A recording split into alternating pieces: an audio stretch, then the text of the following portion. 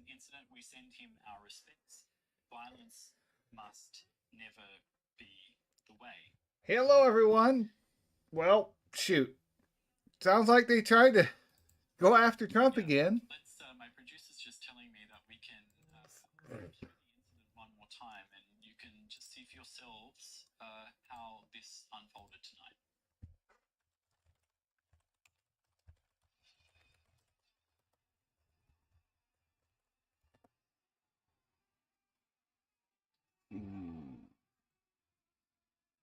Let's go right to Tony DeCopel at the dinner. Tony, what are you hearing? You were there. What did you see? What happened?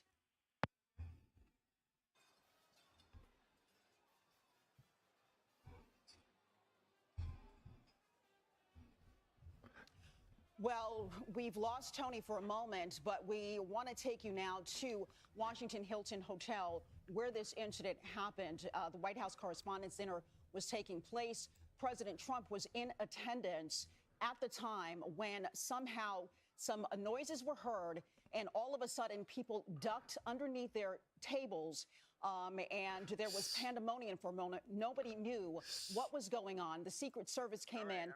And so nobody shot. Got the president, but we do have Tony on the line. So nobody got a now, shot Tony, off. You're there at the dinner. Tell us what happened right before people just ducked under their tables. Yeah, Carissa, we seated. The president had been seated. Everyone had started tucking into a salad, and I don't know what they're expecting to get out of this. People are dumb.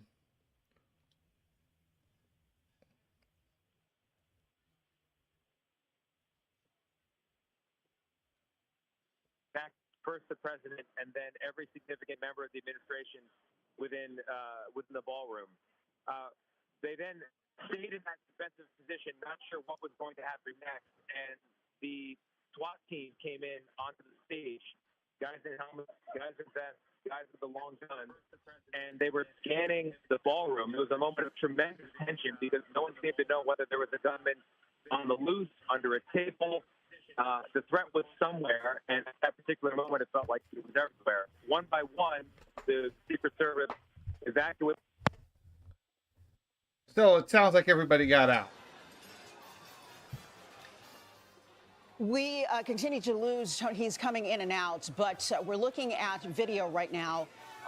This was when suddenly there was some type of noise heard at the White House Correspondents' Dinner. And suddenly, everyone who was in that room, you're looking at the video now, just went underneath their tables. They didn't know what was going on. Good. That's the right move. CBS correspondents there. Tony DeCopel is there. Some of our executives were at the dinner a target as well. Of course, President Trump was there. So as For soon as this either happened, side, you're going to be a we target. understand that the Secret Service came in and immediately took the president away. I do need to verify some of the information that I have been hearing myself. I've been monitoring this situation, and we understand supposedly there was some kind of shots fired or something like that. Okay, we do have to confirm that. This is what I've been hearing myself from the reports that I have been seeing. But of course, we do have people who were inside the building. We don't know what kind of security. Look at everybody with their phones find out from Tony when we get him back, how strong the security was, and what he's hearing when we get him back on the line is exactly self-preservation skills at all. Here's the moment it happened right here, and you see the confusion on the president's face and everyone's face, and you see right there in the background the Secret Service coming in and taking the president. All these people are like, oh, I gotta hold my phone up. It's like those guys up there are scanning for someone with a gun. It wouldn't be hard to mistake it. When this transpired. But once again, this Especially was the first time that the president was supposed to speak at the White House Correspondents' Dinner after boycotting it during his first presidency. And this is the first time he was going to do it now in his second term in terms of speaking at this event. Usually it's a lighthearted moment. It's a time to celebrate the First Amendment. And there were a lot of people looking forward. Okay, so it sounds like no one got killed. That's a plus. Gunshots fired. Downfall. Let's go right to Tony DeCopel at the dinner. Tony, what are you hearing? You were Okay, all right. Well, that's okay.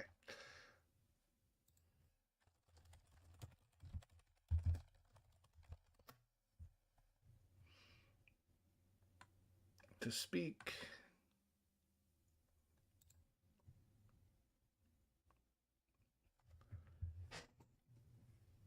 I know. Politics isn't the House big Speaker thing Mike for Johnson this said that he and channel, his wife but Kelly were at the event. we divert into and all grateful sorts of for the stuff. law enforcement and first responders who they say acted It's not so quickly to bring the everybody's thing, situation but under I control. like following them.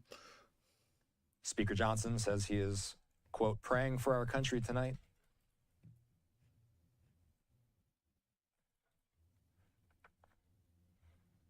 House Democratic leader Hakeem Jeffries said he was thankful for the swift law enforcement action to protect everybody at the dinner. He called for an end to violence. Jeffries saying the violence and chaos in America must end. You gotta stop calling people to violence if you want to put an end to violence. Hakeem. That's the problem. The FBI has said that the shooters in custody. You get that from both sides. You go, oh, you need to do this, you need to do that. It's like, no, stop. Vote if you want to do something.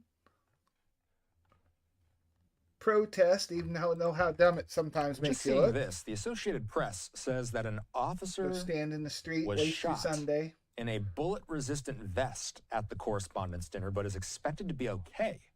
So someone did get shot. Information to us.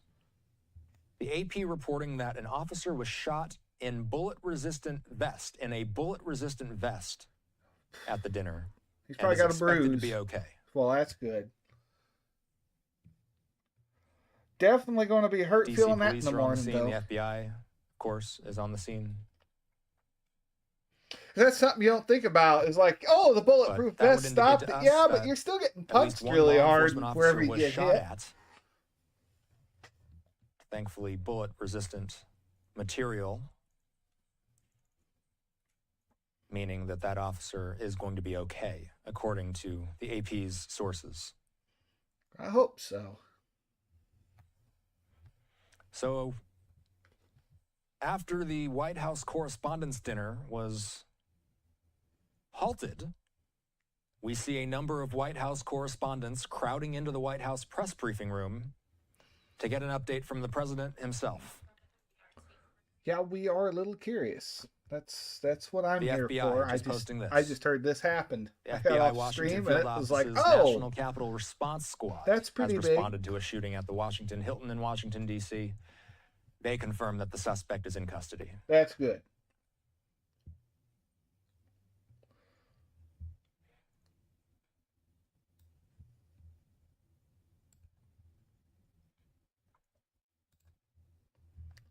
All right. Well, there was a time when I think what I could do with that in the background. White House Correspondents' Dinner attendees, they were closed inside that ballroom. We don't have any images inside the ballroom at this point. We've got these two live shots, one at the White House podium, one right next to the briefing podium, and then one giving you an idea of how crowded this room is late on a Saturday night after what was supposed to be a fun event, now turning into a news event. The White House Correspondents Association postponing news and games. That's what we're going to do. Correspondents' Dinner to a later date. The president said that he had hoped that they would return with the programming tonight. Shoot, I don't have that plugged in. They took the advice of law enforcement and they shut it down for the evening.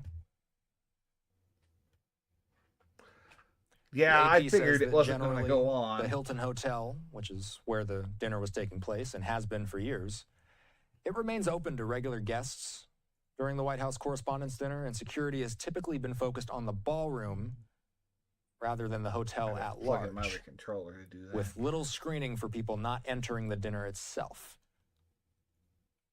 The AP saying that as word from the president very well may be imminent.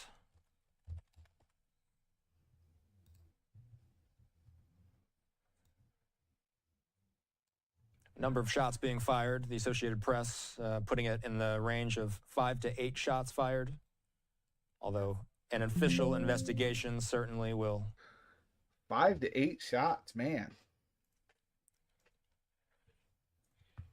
Give us a clearer picture of what transpired. Hearing from producer Julie, what was that? Gotcha. I'm hearing that we're getting a shot from outside the Hilton or outside the White House? Outside the Hilton. Okay, so we're just getting in a feed from outside the Hilton, where, as you can imagine, security and law enforcement. I mean, this was a tight perimeter to begin with. This is about as high-profile an event as you will find. The president, the vice president, and nearly his entire cabinet, if not his entire cabinet, all under the same roof.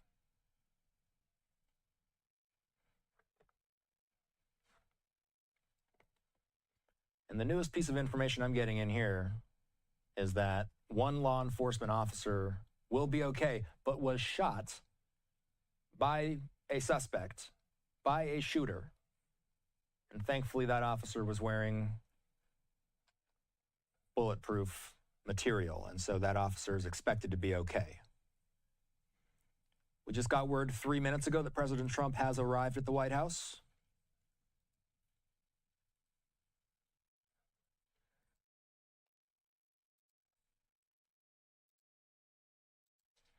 We've heard from the Speaker of the House and the Minority Leader in the House, giving props to how security managed the situation and got everybody to safety quickly.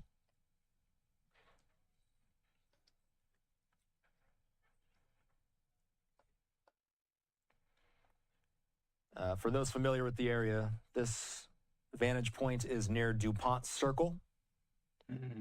It's a busy area in D.C., especially on a regular weekend night. Even more so on a Saturday night.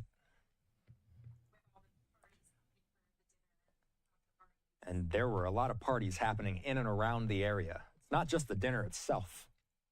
That's the main event, of course. But there are lots and lots of ancillary events that happen in and around the area. All of that coming to a close. DC is also supposed to have a briefing. They just put out a tweet. I'm hearing DC is going to have a briefing. Is that DC Police? Yeah. DC Police will give an update at some point tonight as well. Perhaps we'll learn more about the suspect that's been apprehended. Dozens of journalists packing into the White House press briefing room in anticipation of a news conference following a scary incident, a shooting at a packed White House Correspondents' Dinner. The world's media, lawmakers, other elected officials, really the cabinet, that, of course, the president and the vice president, all in attendance, while shots rang out. Maybe this isn't the right game to play while this goes on. DC Police and Secret Service. I didn't even think about near that. a magnetometer at the venue. The Secret Service releasing a statement saying that the Secret Service, in coordination with the Metropolitan Police Department, is investigating a shooting incident near the main magnetometer screening area at the White House Correspondents' Dinner. The President and the First Lady, they say, are safe. All protectees are safe. Oh, I didn't. And as they've been saying, one person is in custody. President Trump has also been on Truth Social, posting a couple of brief updates. He started by saying it was quite an evening in D.C. This was after he was evacuated from the building. He posted, quite an evening in D.C. Secret Service and law enforcement did a fantastic job. They acted quickly and bravely. The shooter has been apprehended, and I have recommended that we let the show go on, but will entirely be guided by law enforcement. They will make a decision shortly. Regardless of that decision, the evening will be much different than planned, and we'll just plain have to do it again. After he posted that, we heard official word that The Correspondents' Dinner had, in fact, been canceled for the night, postponed to a later date. Probably best. The president followed up by saying on social media that law enforcement has requested we leave the premises consistent with protocol, which we will do immediately. I will be giving a press conference from the White House press briefing room. The First Lady, plus the Vice President, and all cabinet members are in perfect condition. We will be speaking to you soon. He says he's spoken with all representatives in charge of the event, and we will be rescheduling within 30 days. So that's what we've heard from the president so far. The D.C. Police Department, with this, they just posted this. Yeah, maybe this isn't the best game. Police and our law enforcement partners are about to hold a media briefing on tonight's incident at the terrace level of the Washington Hilton. So we'll look out for that as well. Live look at the area near DuPont Circle in D.C., typically a busy area, and an even busier area typically on a Saturday night. So we're waiting to hear from police in D.C., and we're waiting to hear from the President of the United States. This White House press briefing is set to get underway. Apparently they were doing a thing at the it wasn't at the White House. They were doing like the president's remarks, again, speech gathering thing, and there were shots fired. Nobody got hurt, but they're doing a press briefing about it. Apparently, like 6 to 8 shots got fired. So I'm just listening and playing Mario Kart, I guess. I was playing Shotgun Mario in the background, and I'm like, maybe that's not the best game to play with a shooting going on. Man, that might be in bad taste. Nobody was. So I'm just kind of, I'd be listening to this anyway. I'm just like, we'll stream. Detectives were injured, to be more specific. Give my thoughts on it. But the AP there with that. It's good. No one. They got the guy alive. One officer took a bullet in his vest, but he should be recovering. He should be fine. So that would be indicative that at least one person was shot at. We'll await to hear official word from police or from the president momentarily. So, for those of us who are just joining the broadcast, this has been a developing situation, and we're learning more by the minute. I'm Austin Westfall. We are seeing the president step out. Let's listen live after a shocking White House Correspondents' Dinner. Very unexpected, but incredibly acted upon by Secret Service and law enforcement, and this was an event dedicated to freedom of speech that was supposed to bring together members of both parties with members of the press, and in a certain way it did, because the fact that they just unified, I saw a room that was just totally unified. It was in one way very beautiful, a very beautiful thing to see. A man charged a security checkpoint armed with multiple weapons. Oh, that's what happened. And he was taken down by some very brave members of Secret Service, and they acted very quickly and have just released, for purposes of transparency, clarity, I've ordered it to be put out. You probably have it by now. Put out on Truth and put out on many of the platforms. A tape showing the violence of this thug that attacked our Constitution, and also showing how quickly Secret Service and law enforcement acted on our country's behalf. Really did a great job. One officer was shot, but saved by the fact that he was wearing obviously a very good bulletproof vest. He was shot from very close distance with a very powerful gun, and the vest did the job. I just spoke to the officer, and he's doing great. He's in great shape. Good. He is good. Has very high spirits, and we told him we love him and respect him, and he's a very proud guy. He's very proud of what he does, Secret Service agent. And we looked at all of the conditions that took place tonight, and I will say, you know, it's not a particularly secure building, and I didn't want to say this, but this is why we have to have all of the attributes of what we're planning at the White House. It's actually a larger room, and it's a much It's gonna more be ballroom. secure. He's gonna bring up the ballroom. It's drone-proof. It's bulletproof glass. We need the ballroom. That's why That's- Secret Service. That's why the military are demanding it. And he's right. We should have They've wanted a the ballroom for local 150 spot years there for where they're going to do everything lots anyway. of different reasons, It's but easier to today's do a all little bit security at different one because spot. today we need levels of security that probably nobody's ever seen before. But everyone owes a tremendous debt of gratitude to the courage of law enforcement, the law enforcement, and working with the D.C. police. And we just spoke with the mayor. And when we're finished, the police chief is going to take over and discuss it also from their viewpoint. But they also performed exactly as they were supposed to. And you see the attacker in different positions, but you also see the attacker totally subdued and under control. So as you know, this is not the first time in the past couple of years that our republic has been attacked by a would-be assassin who sought to kill. In Butler, Pennsylvania, less than 2 years ago, you all know that story. And in Palm Beach, Florida, a few months after that, we came close. We really had, again, we had some great work done by law enforcement.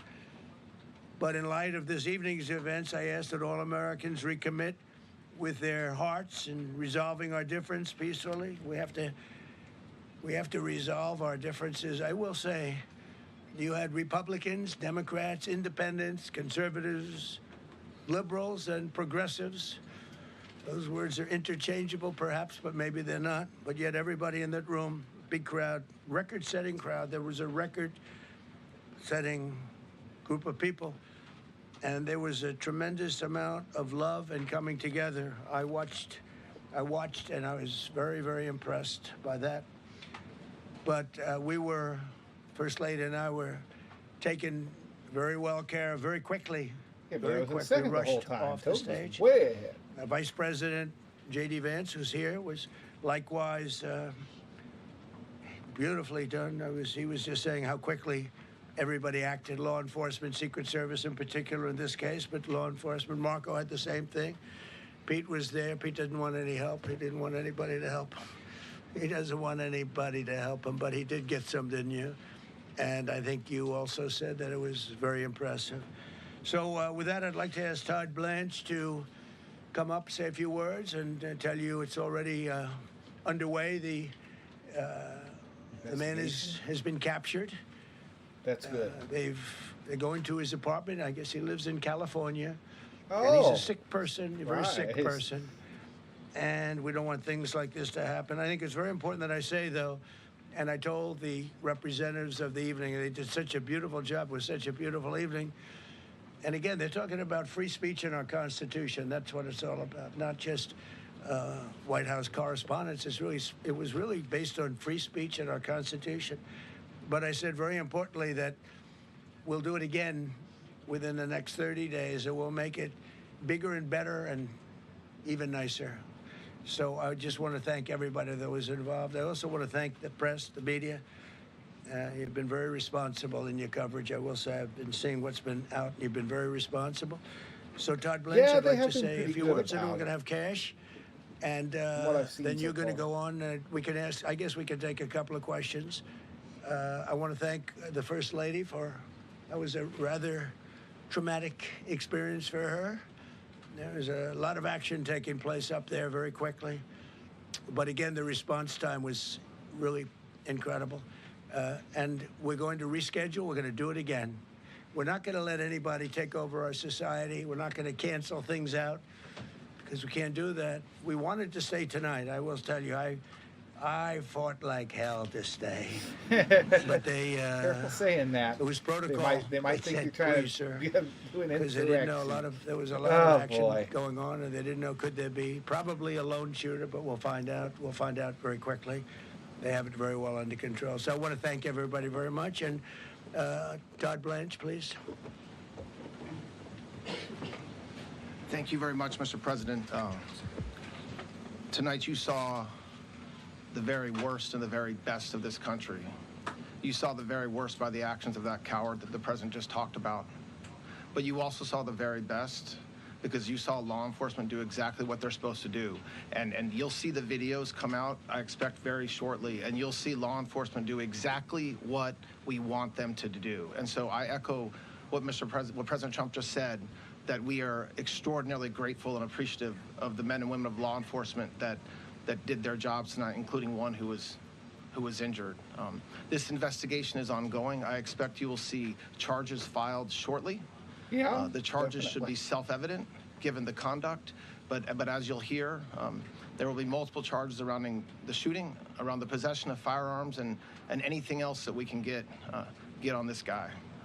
The investigation is obviously ongoing and just started. There's federal law enforcement already working on search warrants and doing their job, and I don't want to get ahead of them and don't want to get ahead of the work that they're doing even as we speak. Director Patel and I were just on the crime scene a short while ago, and everybody in this room should rest assured that the Metropolitan Police Department, the FBI, Secret Service, everybody's on the scene doing their job. I know that the police chief is going to give an update from the scene as soon as we're finished here, and I obviously will lead the details of what they have learned to him. But in the meantime, I just want to thank everybody in this room for the courage, and I want to thank President Trump for his words, and I promise you, justice will be served. Thank you, Director Patel. Thank you, General. Thank you, Mr. President. The President's absolutely right. You saw the best resolve of American law enforcement because you, Mr. President, inspire them 24/7, 365. You give them the resources that they need, and they know that you have their back. And that is a changing dynamic in this country, and that's why you saw brave Secret Service agents respond immediately, swiftly, subdue and take down the suspect, and safeguard the lives of thousands of individuals at that hotel.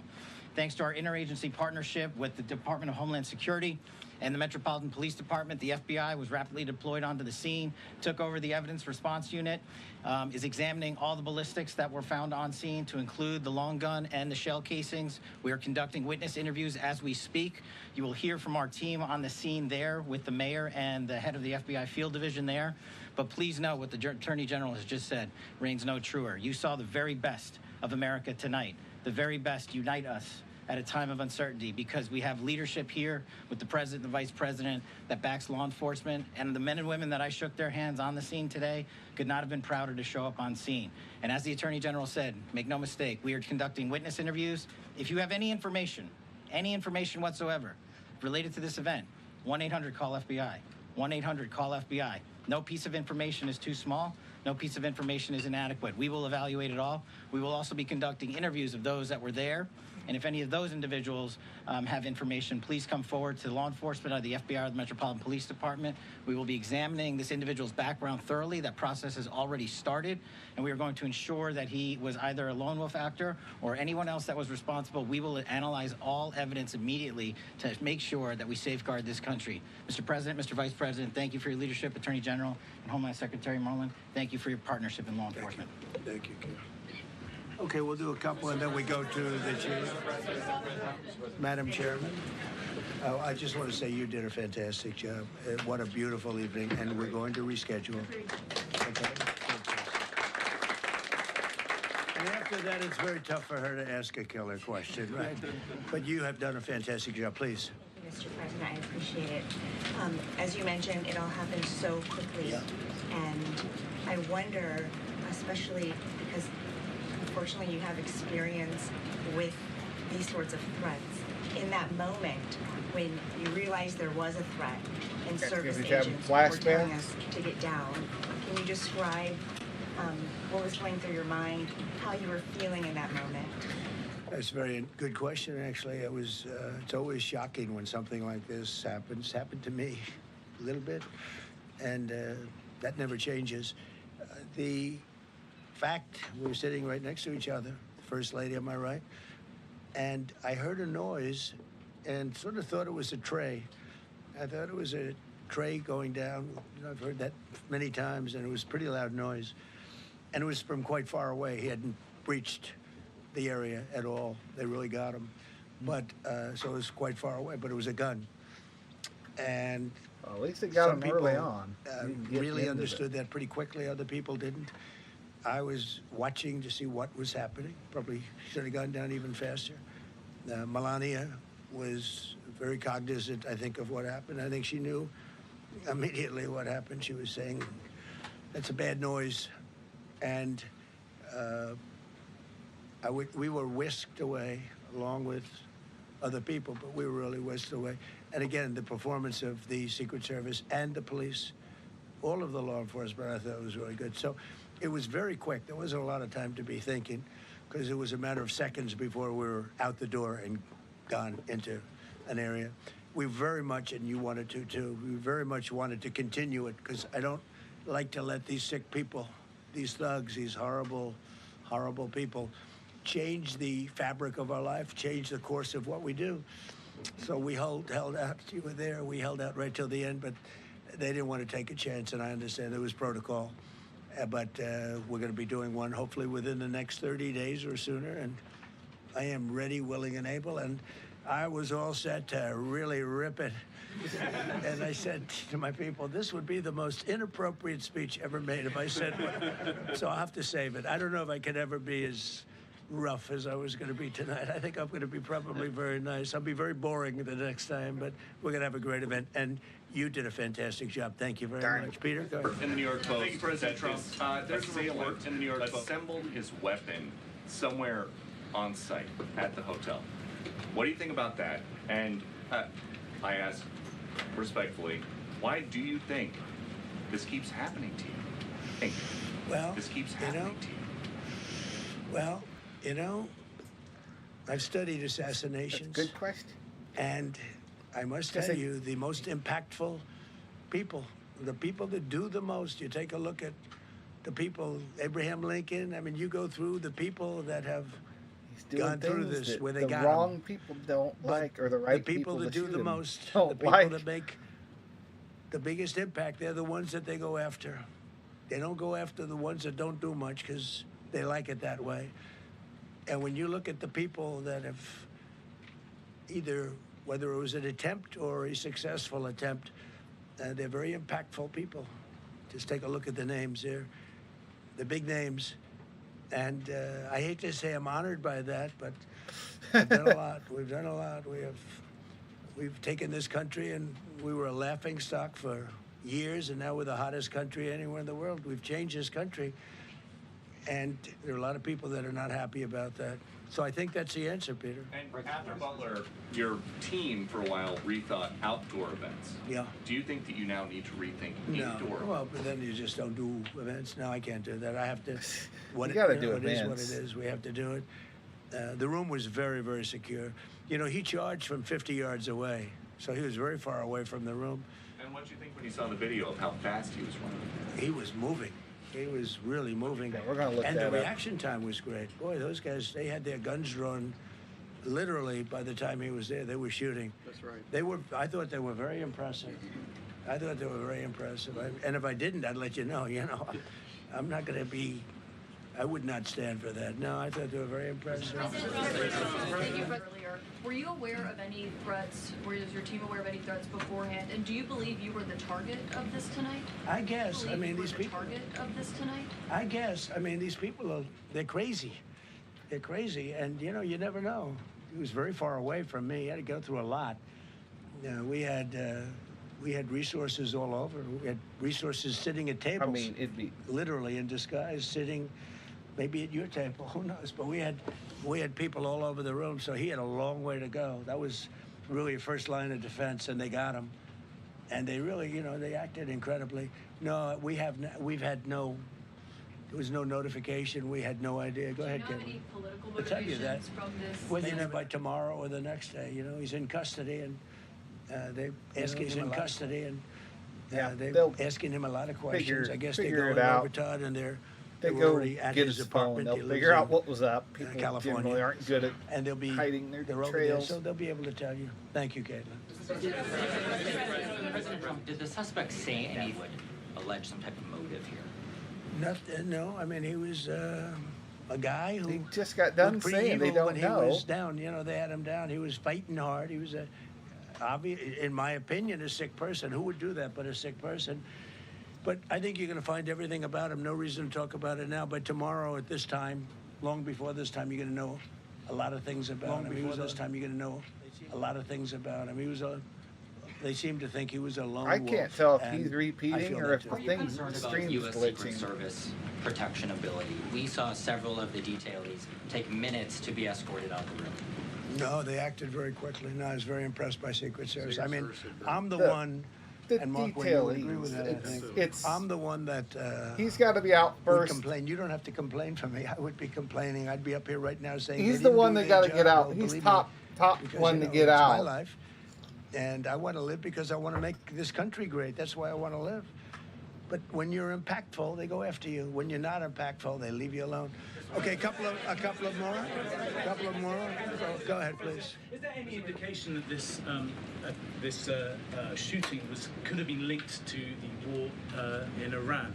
I don't think so, but you never know. We're going to know a lot. We have the best people in the world working on it, and I don't know. We're going to know a lot. We don't know much about there's a lot. the kid that shot him. You, and then as well as some of we us know who more about the covered other Butler guy who almost experienced shot another him than we do the horrific kid that day actually 2 years shot ago. him. Yeah. What felt similar? That You just had the kinda first lady fell with you today. off the What face felt of the earth. different? Like, And you oh, have yeah. another 2+ Somebody's years in office. dead. Are you concerned about something like this happening? Well, I again? can't be Other one's concerned. injured. I can only get We great got, people. man, that this did the one's job. hard. In my opinion, a much better job than Butler. Butler had one weak spot that we all know about. Somebody should have been up there. But even Butler, we had our sniper on our side within 4.2 seconds from a distance of about 400 yards, one shot, and he was gone. And if he didn't do it, now, he's David. His name was David. I say, hello, David, every time I see him. David, I like you very much, David. But think of that. Now, if he doesn't hit him, and he hit him right between the eyes from 400 yards without any notice. That is an impressive Nobody shot. knew. He heard a sound. He looked over, and there was actually a tree that was somewhat in his way. You know the story very well. And he aimed, he fired, and if he didn't do that, beyond me, you would have had a lot more people killed. We lost one great person and 2 people very badly hurt. They're okay now. But no, that was so. In a sense, that was pretty amazing the job they did. But they did have that one weak spot, as you know. They should have had that covered. Tonight they had everything covered very quickly, and he was fast. He was running full blast, and they got him before they got any further. I was very far away. He hadn't anywhere close to breach the doors of the ballroom. The ballroom was sealed, and everybody in there. That's why once those doors opened, they didn't want to do tonight. If the doors weren't opened, we could have probably done it tonight, but I think we're much better off rescheduling. Yeah, please. Mr. President, for you and perhaps law enforcement as well, what is the level of confidence that this was a lone actor, and has the suspect made any statements to police while in custody? Yeah, I think it's just it's not my profession. We have great professionals up here and outside that have been working with us. My impression is he was a lone wolf, whack job. These are crazy people. And they have to be dealt with. We had that in the second attempt, as you know, and he's spending life in prison. Because if you let him out, they'll probably, if he serves 10 years or 15 years, you let him out, he'll probably try it again with somebody else. They're sick people. We have a lot of sick people. But you're going to know, I think very shortly, you're going to know, Todd, a lot about him. You're going to know a lot about him. Yeah, a couple of more. We don't know everything about him, or we won't know. Yeah, please go ahead. Are you concerned about political violence? This could be politically motivated. Violence. The I'm news, concerned about everything. the news will I probably can't bury it be if it so turns out concerned he's that a you certain can't way. function. No, I'm That's here. what they like to do. It's a dangerous profession. What they like to do. I tell the story. Race car drivers, I think it's very dangerous. So He's true. you take He's 1% right. and then It's take very dangerous. about Hit 10% of 1%, just to break it down very easily. They die. So much less than 1%. 10% of 1%. I think bull riding is very dangerous. If you take about the same 10% of 1%, much less than 1%. But if you take presidents, it's 5.8%. And about 8% are shot at. So Nobody told me this was such a dangerous profession. If Marco would have told me, maybe I wouldn't have run. Maybe I would have said, I'll take a pass. No, it's a dangerous profession, but I don't view it that way. Look, I'm here to do a job. As part of the job, it is a dangerous, I can't imagine that there's any profession that's more dangerous. But I love the country, and I'm very proud. I'm very proud of the job we've done. You see what's happened. We have a great country. We've got, I think, the most successful, the hottest country anywhere in the world. This happened over a period of just a year, and we're going to do great things. But with that come risks. There's no question about it. Yeah. To that end, I mean, there's been so much political violence, not just aimed at yourself, but at other members of, members of Congress, state house speakers, you name it. Is that just the cost of doing business to do politics in America anymore? Yeah, well, what does that say about our country? Too. We're not the only country. You look at this great violence with all countries. I was talking to somebody from another country today, and they have numerous assassinations of political figures all over the world. You look at South America, it's like some of the numbers are just horrific. It's dangerous stuff, whether it's here or someplace else. No country is immune. No country. Good question. Will you turn that temperature down at this point? Well, probably if I decided to just not do much, if I let everybody rip us off and take advantage of us. Look, we're leading the world in trade now. We're leading the world in the military. We're the greatest military in the world. I rebuilt it in my first term, and now we use it because we have no choice. We can't let, as an example, Iran, we can't let them get a nuclear weapon. Everything will be peanuts compared to that if they ever were given a nuclear weapon, and they'd use it too. They'd be such a wild card. Marco and I were talking about it today. They would use it without even hesitation. We can't do that. It was a shame. I said, oh boy, look at the numbers. We just broke 50,000 in the Dow. We just broke 7,000 in the S&P. They said we couldn't do it in 7 years, in 5 years, 4 years. They were saying maybe in 5 or 6 years. And we did it in 1 year. And I called everybody together. I called all of these people and others, and I said, we have to take a little journey. I see to do this. We just had the great number. We just broke 50,000. Wasn't supposed to happen during my term. Wasn't reachable. We did it in 1 year, and I said, we're going to have to make a journey to Iran. They're going to have a nuclear weapon if we don't do it. We had the B-2 bombers take them out. I terminated in the first term the Obama agreement, the Iran nuclear agreement, which was a disaster. That was a road to a nuclear weapon. They would have used it 100%. So, when you do things like that, you become a target. If I wasn't doing that, I guess I'd be a lot less of a target. But I'm honored to be. Okay, one more question. Go ahead. Yeah, go ahead. Thank you, President Trump. Thank you, President Trump. Do you know how the gun was brought into the hotel? And also, how does this event impact you as the leader of our country? Do you think it will change your leadership? I like not to think about it. I lead a pretty normal life, considering it's a dangerous life. I think I handle it as well as it can be handled. I think a lot of other people, you read stories where they become basket cases. To be honest with you, I'm not a basket case. I really take it as it is.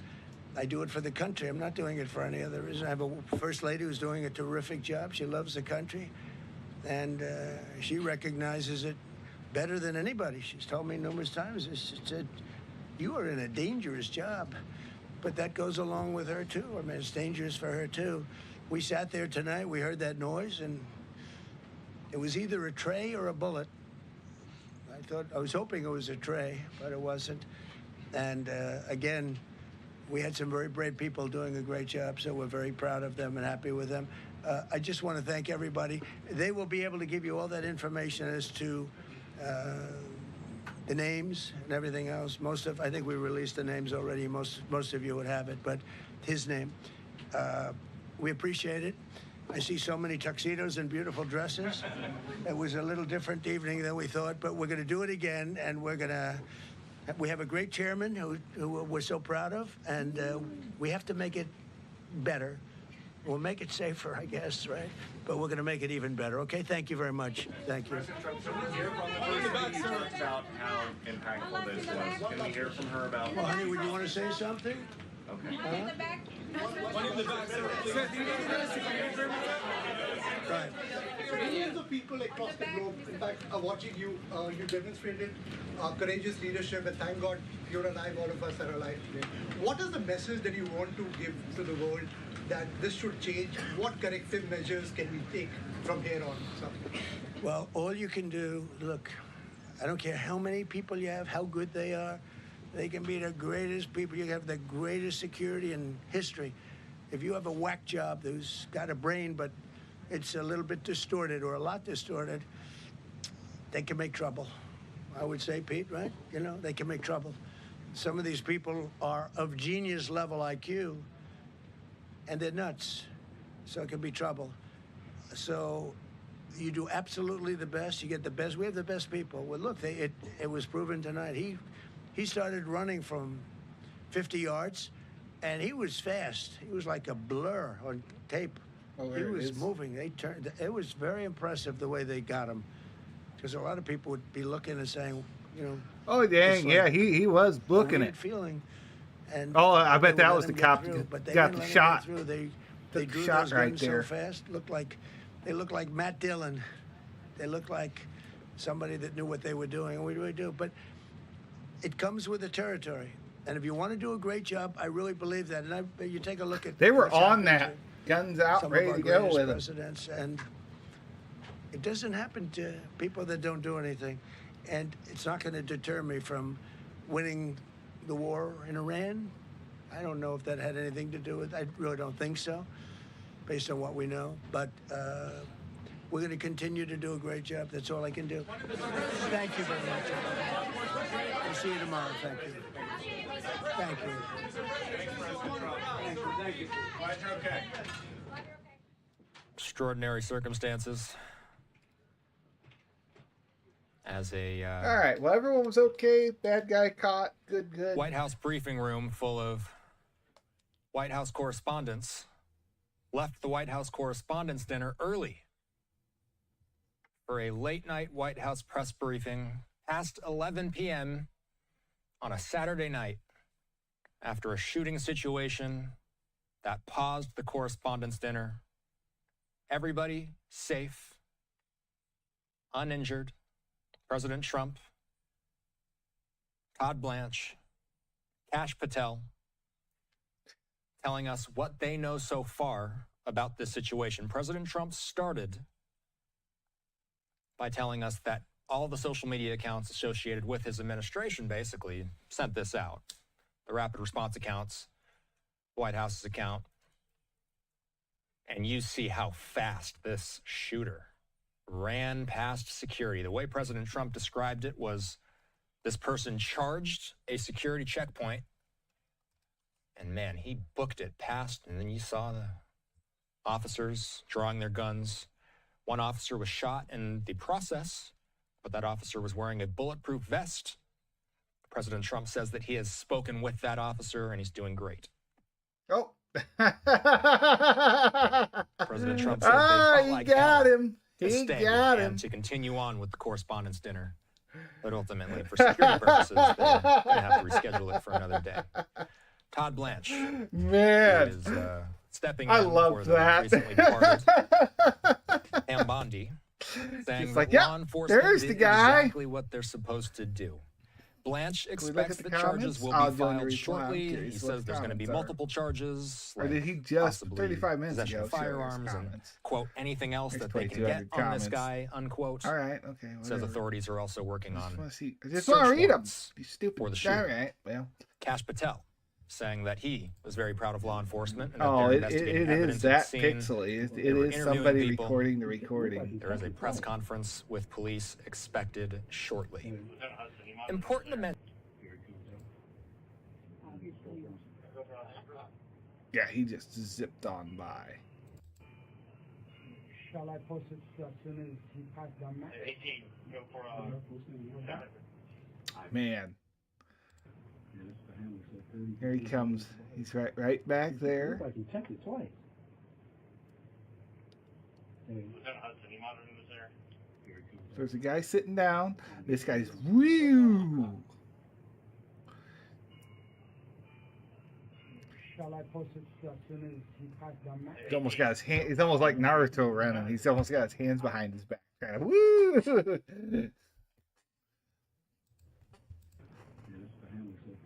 Trying to get the aerodynamics. He leans way forward.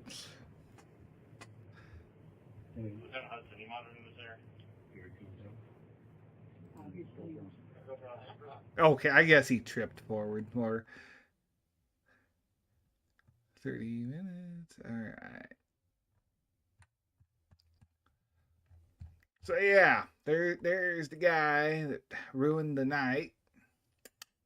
I don't know what he hoped to accomplish. He's an idiot. Anyway, all right. Well, there's that. Oh yeah.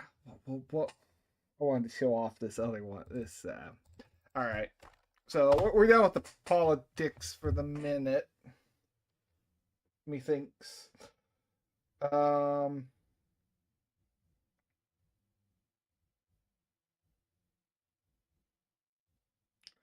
What else can we do here?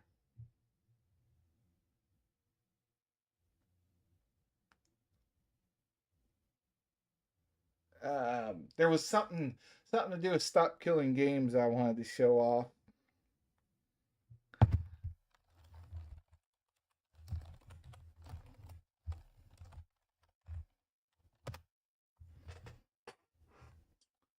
Here it is. Here it is. Attention! If you or a loved one has purchased the piece of video game software The Crew, you are a victim of mass-scale fraud. The software company Ubisoft has remotely destroyed all copies of the game, no matter when or where you purchased it. Ubisoft is ignoring consumers who try to request fixing the software or getting their money back. The Crew needed a connection to Ubisoft servers in order to function. Now that the servers have been turned off, the software is permanently unusable. That's so good. And if you think owning a disc copy would save you from this, you'd be incorrect. It doesn't matter what kind of copy you own. You are still a victim of mass-scale fraud. And all Ubisoft have done to respond to consumers is to remove their game licenses from Ubisoft accounts, making it so you don't even own the game anymore. The only way to make sure that this never happens again is to visit StopKillingGames.com now. I love the Attention! If you or a loved one has purchased the piece of video game software The Crew, you are a victim of mass-scale fraud. The software company Ubisoft has remotely destroyed all copies of the game, no matter when or where you purchased it. Ubisoft is ignoring consumers who try to request fixing the software or getting their money back. The Crew needed a connection to Ubisoft servers in order to function. Now that the servers have been turned off, the software is permanently unusable. And if you think owning a disc copy would save you from this, you'd be incorrect. It doesn't matter what kind of copy you own. You are still a victim of mass-scale fraud. And all Ubisoft have done to respond to consumers is to remove their game licenses from Ubisoft accounts, making it so you don't even own the game anymore. The only way to make sure that this never happens again is to visit StopKillingGames.com now. Anyway, all right. What else? I did kind of want to dive into the Stop Killing Games thing. Full hearing highlight. Honestly, we are trying to prevent video games from being destroyed. We see video games not only as part of our culture, but also as products, and in both cases worthy of preservation. But unfortunately, the practices in the video games industry are hindering both of these and threatening video games as a medium. What we hope to achieve today for you is to explain the problem, what we have done to try to fix it at least, and why we believe new regulation or new rules are necessary. Just as it was mentioned in the beginning, we are representing European customers and consumers who have not had a voice on this issue. Because when's the last time they updated any of this? Like, how old are the laws that are on the books for this? Or are there even any on the books for this? I don't know. My knowledge of this is not super great. I've watched some of Accursed Farms, his excuse me, his videos on this. I did know he was going to be speaking when they did this stuff, which was really cool. Or maybe it's not this specifically, but he was going to be speaking in some of the things. which is really cool. For a very, very long time, and therefore we are very, very thankful that you are hearing us out today. And I would say that we could start with the slide deck, and I would then hand over to my colleague, Ross Scott. There you go. Hello, I am the founder of the Stop Killing Games consumer movement, which has many shared goals with the initiative. I'd like to clarify what it means to destroy a video game. The second slide. When we say a game has been destroyed, what we mean is a publisher has permanently disabled all copies of it that have been sold so no one can ever play them again. It would be like removing every single copy of a book or film in existence, effectively erasing it from the culture. The way this practice works is first a publisher sells a copy of a video game. However, it has been designed so that it must connect to the publisher in order to function. This acts as a potential kill switch. The customer is also given no information when the game will stop working, even though the publisher has decided to assume that responsibility. Then, after an undisclosed length of time, the publisher disables all existing copies of the game, but keeps the customer's money. The publisher also enacts countermeasures to ensure repairing the game. To ensure repairing the game is almost impossible, even for experienced software professionals. From this point onward, no customer can ever run the purchase again. Besides destroying the game, this practice is also subverting customer expectations. Most video games can work indefinitely, which has been the customer standard for half a century. I need to go including back. ones that connect to the internet. Sidetracked on my side. Alternately, a small number of video games operate as subscriptions. I want to go back and pay attention to what you have to say. When we specify what it means to destroy a video game, the second slide. When we say a game has been destroyed, what we mean is a publisher has permanently disabled all copies of it that have been sold so no one can ever play them again. It would be like removing every single copy of a book or film in existence, effectively erasing it from the culture. Yeah. The way this practice works is first the publisher sells a copy of a video game. However, it has been designed so that it must connect to the publisher in order to function. This acts as a potential kill switch. The customer is also given no information. It's a kill switch like Deus Ex. He's reviewed that. When the game will stop working, even though the publisher has decided to assume that responsibility. Then, after an undisclosed length of time, the publisher disables all existing copies of the game, but keeps the customer's money. The publisher also enacts countermeasures to ensure repairing the game. To ensure repairing the game is almost impossible, even for experienced software professionals. From this point onward, no customer can ever run the purchase again.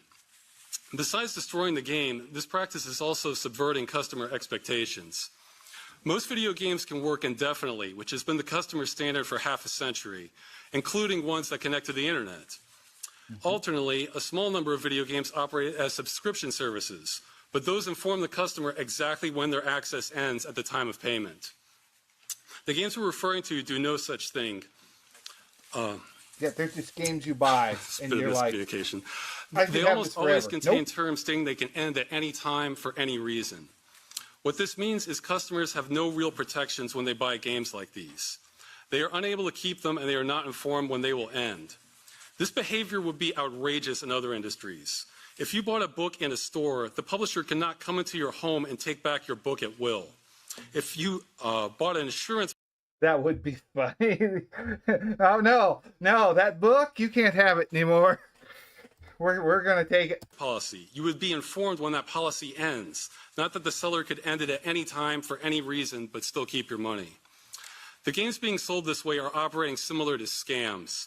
Publishers know customers expect video games to last, so they sell these in the same way as ones that can work forever, as a one-time purchase with no expiry date, then price them the same. Publishers know that if customers were informed exactly when they plan to disable their games, that would reduce sales, since the longevity of a game affects how much customers are willing to pay. Yeah, that's the industry is trying to have it both ways, finding ways to say they're selling you a game that they're not selling you. This creates confusion for everyone involved and is part of why it's taken customers so long to get exposure on this practice. The legality is also unsettled. Earlier, members of Parliament assisted us in asking questions to the EU Commission about how legal the terms in game license agreements were, especially being able to terminate them at any time for any reason. The Commission stated Directive 9313 EEC prohibits unfair terms causing a significant imbalance in the parties' rights and obligations to the detriment of consumers. The Commission also recommended consumers file complaints with businesses across member states through the European Consumer Centers Network. In 2024, we had volunteers across the majority of EU countries submitting complaints against the French company Ubisoft for disabling the game The Crew. The responses we received from the ECC network were extremely inconsistent. Some officials said there was nothing they could do. Others said the company was required to run the game indefinitely, which is unrealistic. But the majority stated there was no clear regulation on this practice. We were independently able to get thousands of complaints submitted to consumer agencies in France and Germany, but there still has been no decision on them on the legality either. To the best of our knowledge, no one in the EU has ever been compensated for this and hundreds of other titles. In short, governments in EU countries are not sure how to handle this situation, and customers are overwhelmingly not being compensated for the loss of their purchases. It is an ideal situation for clear regulation. This is not a new practice. It started approximately 2005 and began negatively. Man, look at some of these games. Rose, release date 2022, death date 2023. Barely last a year. 2016 to 2019, 2018 to 2021. Like they're giving these games like a 3 to 5 year lifespan ish, somewhere in there. It seems like that's ridiculous. Shoot, there are games in my Steam library from 5 years ago or better that I still haven't beat that I need to go back and finish, you know? But I own them, or do I? I own them. They're on Steam, but if I want to go back and finish them, I guess I'll never get the chance. If Ubisoft, Dumb Age, Tryon World, Uber Entertainment. Seems like they're the ones that are pretty bad about that. Ubisoft, there's no excuse for. They're big enough. They need to have something figured out. They are definitely AAA publisher, creator. Impacting customers for them around 2010 onward. However, it often affects a minority of customers whose complaints can get lost in the system. It wasn't until a large case affecting millions that any attempts to get government attention were possible, and there still is no answer. The EU Commission says this must be handled on a case-by-case basis, but this practice is extremely widespread. Future slides. We have formed an amateur study examining over 1,100 video games that require a connection to the publisher. The majority of these have been deliberately disabled by the publisher, with many of the rest still at risk of being destroyed. Under the strictest interpretation of what it means to disable a game, the study found that out of over 400 titles, publishers disable a customer's purchase 93.5% of the time when ending support. This business practice is responsible for more destruction to the medium than anything else by an enormous margin. There is also a strong correlation between this practice and the size of the publisher, as most small studios do not engage in it, as it requires far more resources, work, and liability than they can handle. So even though this impacts a minority of games, it disproportionately affects customers due to the scale of the largest offenders. From sales figures, it impacts tens of millions of customers, minimum in the EU. This impacts developers as well. This may seem obvious, but based on interviews and feedback, we found the majority of game developers do not support having games they've worked on destroyed. They can spend years of their lives creating them, but they are often not the ones making these business decisions. Yeah, that would really suck too. I would hate that. I would hate if something I made, they're just like, yeah, no, we're pulling the plug on it. You finished it? Cool. No one else can play your work ever again. And sometimes even sign non-disclosure agreements so they cannot voice their opinion on the matter. The main point I hope that does not get lost in this hearing is this initiative welcomes any solution that will solve the problem of video games being destroyed on this scale. We want this to be as easy and as practical as possible for all parties involved and are very open to how that is achieved. We are not even asking publishers to change their business or monetization models, only that once they end support, they do so in a responsible way. Our only goal is to prohibit this destructive practice and thus obtain basic protections for consumers and the medium as a whole. Next, I would like to address the honourable members on a huge issue. I totally agree. Like, leave it to the mod community. Look at Mario 64. Like the mod community will provide. If it's a game that people want to play, they will come up with their own updates. They will figure out a way to keep this game alive. And even if it's a niche game, there's going to be someone that'll go, yeah, I'll work on that for you. You know, I'll figure out, because these people, it's all in game engines. It's all digits, numbers, codes, graphics, fixes. Most of the time, if the game's made it to its end of life, it's probably in a pretty stable setting. You know, it's not super rough, I would figure, for most games. Or, you know, they've been patched out and the biggest issues have probably been worked out. And like I say, modders could probably touch up a little bit here and there. But yeah, they can figure out the extra support. You don't need to do that. You just need to give us a way that we can play our games. Just don't have it on some off-site server. Have a way we can download the game to our computer and we can take it from there. Make it playable. That we faced during the campaign, especially the start of the campaign, the fact that... And they need to make the files open source when they're past that point so we can access it and do something with it. Is what I'm at. I don't know if that's what they're pushing for, but this is all what I'm pushing for. The whole discussion is very unclear because the technical solutions are so difficult and there's also a lot of pushback by the industry. So I'd like to raise to some proposals we've seen from the industry to masquerade as proposals, but are simply unrelated to our issue wholly. Some examples of these are clear labeling, minimum support times, and voluntary end-of-life plans. These are not solutions, nor are these even compromises. They do nothing to fix the problem of games being destroyed in its essence. Yeah. As far as labeling goes, most customers are aware of the problem, but each game is unique creative work and technical work. There is no substitute for each one any more than a book or a piece of music can be substituted for another. Their uniqueness is the entire appeal. So customers can feel carried into license agreements they would otherwise never agree to because they have no other option if they wish to experience the game. And he's right. It's just like that mouse PI for hire. I did not like it going, oh, we want to access XYZ. I'm like, why? You're a first-person shooter that is like, why do you need all of that? But it's the only way I can play the game. That's probably my biggest complaint about that game the entire time I played it. Was like, why do you need access to that? Just play the game. You don't need to know my friends list. You don't need to know. I don't know. I wanted to look at my files or something. I don't know what it was. I can't remember, but it's like it had me questioning it. They are agreeing in absence. But I agreed anyway because I wanted to play the game. Of any alternative to playing games. As for minimum support times, this...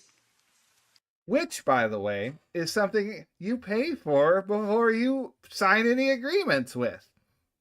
Normally, you would sign an agreement and then pay for something. Why are we paying for something and then, oh yeah, you gotta accept all our terms and services if you want to actually use the thing you just paid for? That's another big problem.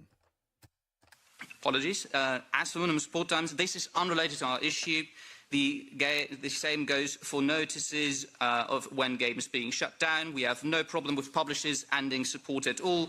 Anytime they wish, we only ask that they do so in a responsible and reasonable way.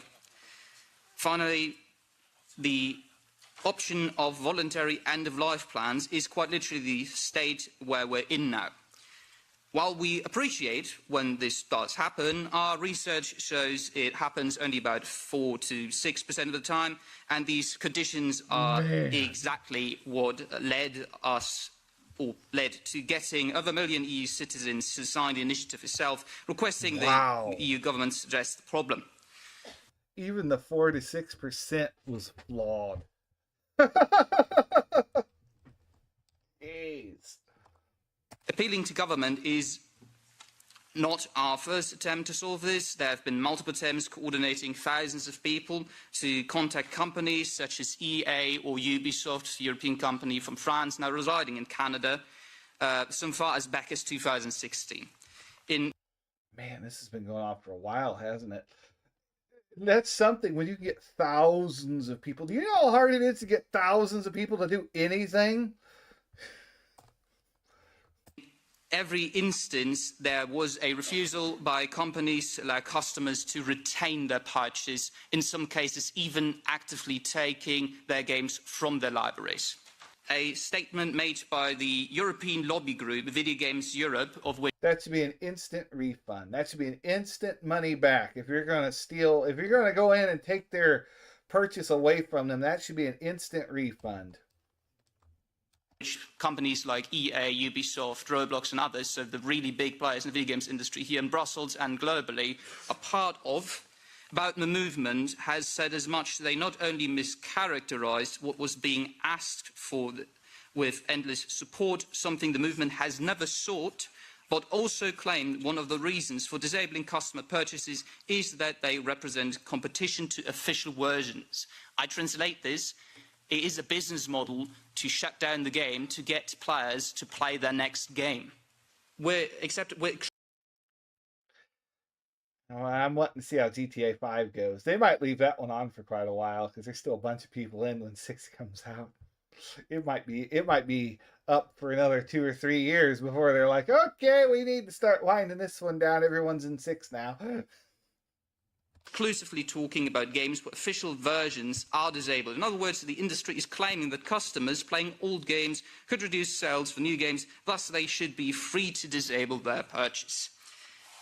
Not only do we disagree with this reasoning, but we find this entire stance extremely customer hostile and unacceptable in regards to what the European Union outlines as its purpose and its track record of protecting its consumers and outlining clear market rules, so there is no uncertainty for companies, which could also harm innovation, especially for smaller studios. Man, it feels like planned obsolescence, like in tools and stuff. It's like, oh yeah, this little thing's gonna go wrong with it in 3 to 5 years, and then you'll be back to buy another tool from us, or the battery's gonna die, and you'll be buying another $100 battery from us. You know, that's kind of the way it feels. Nothing's overbuilt anymore. Just like with light bulbs, it's like, oh, we could make them last a long time, but no, let's agree not to do that. Otherwise, we'd all be out of a job. Because no one they wouldn't buy light bulbs for 20 years. Their stance has been very consistent that customers are not entitled to keep their games purchases, nor be informed when they will be taken back from them. We're happy to work with publishers in solving this problem in any way that addresses their concerns, but there's been a flat refusal by the publishers, and I must press this. There is no monolithic industry. It is the big publishers in the most part, and even there from Poland, GOG, the creators of Cyberpunk are an exception to this issue, large exception to this issue. We have exhausted all other avenues for trying to get this problem solved, hence why we're here today. It is our sincere hope that the honourable members and the Commission are going to be able to find reasonable solutions for all parties involved. Thank you very much. Greetings, Your Honours. Thank you for your attention. I'm Professor Alberto Hidalgo Cerezo at University San Pablo CEU, Madrid, a PhD in law, Jean Monnet Professor dedicated to consumer law harmonization, especially on digital consumers. I'm a member of European Law Institute as well, among any other associations. We're getting a little bit short on time, so I'll be fast with my intervention. Thank you. It is based on 3 basic points. First one, we've got it on the screen right now. We're seeking for a rebalance, for an adequate consumer protection in the digital single market. We are addressing what we consider an unfair practice. When a game is functional, it should not cease to function as a result of a deliberate and avoidable decision. This raises concerns on planned digital obsolescence, where products are rendered unusable despite remaining technically viable. Under the current framework, national authorities are reaching divergent solutions which undermines legal certainty for the EU consumers and fragments the digital single market. In the lack of an action, we may end up reaching incompatible solutions among the 27 countries. There is thus a clear need for harmonizing rules, a common European approach necessary to ensure fairness and consistency. Second, please, next slide. Second, European Union as a global leader in consumer protection. Nowadays, it is almost impossible to develop as a full citizen without being a consumer, even more a digital consumer. We all buy goods and services in our daily lives, taking part in the single market with a high level of protection. In the end, it's easy to see, protecting European consumers is protecting European citizens. Primary EU law remains constant in securing a high level of protection for consumers at the maximum legislative level in the EU law. For instance, Charter of the Fundamental Rights of the European Union, Article 38, Union policies shall ensure a high level of consumer protection. Or the Treaty of Functioning of the European Union, Article 12, consumer protection requirements shall be taken into account in defining and implementing other Union policies and activities. Or 169, in order to promote the interest of consumers and to ensure a high level of consumer protection, the Union shall contribute to protecting the health, safety and economic interest of the consumers. There's a lot more, but we're keeping it easy. What we want to stress is simple. This is a call from the primary EU law that we should not miss. Third and final, real example of the terms and conditions. Now as proof of the problem, please, next slide. Now as proof of the problem, here's a real case and user license agreement clause. Company, Zenimax, Bethesda. Game, Fallout 76, clause 7, termination. Zenimax may terminate this end user license agreement at any time for any reason. No. Upon termination by Zenimax for any reason, all licenses granted in this agreement with respect to the game, blah, blah, blah, shall immediately terminate, and you must immediately do point 1 and 2. Point 1, permanently destroying all copies of the game in your possession. And 2, removing the game client from your hard drive. What? We believe in the... No way! That's really... Wow, Bethesda. What a fail. Yeah, destroy your game. Delete it from your hard drive. Don't ever play Fallout 76. You got $1,000 wrapped up in this game? Nah, man. Because there are things you can buy in that. I haven't played it, but I was following it when it came out, and boy, that was a mess of a launch. And that this practice is unfair for the European consumers and incompatible with the aforementioned articles from the primary EU law.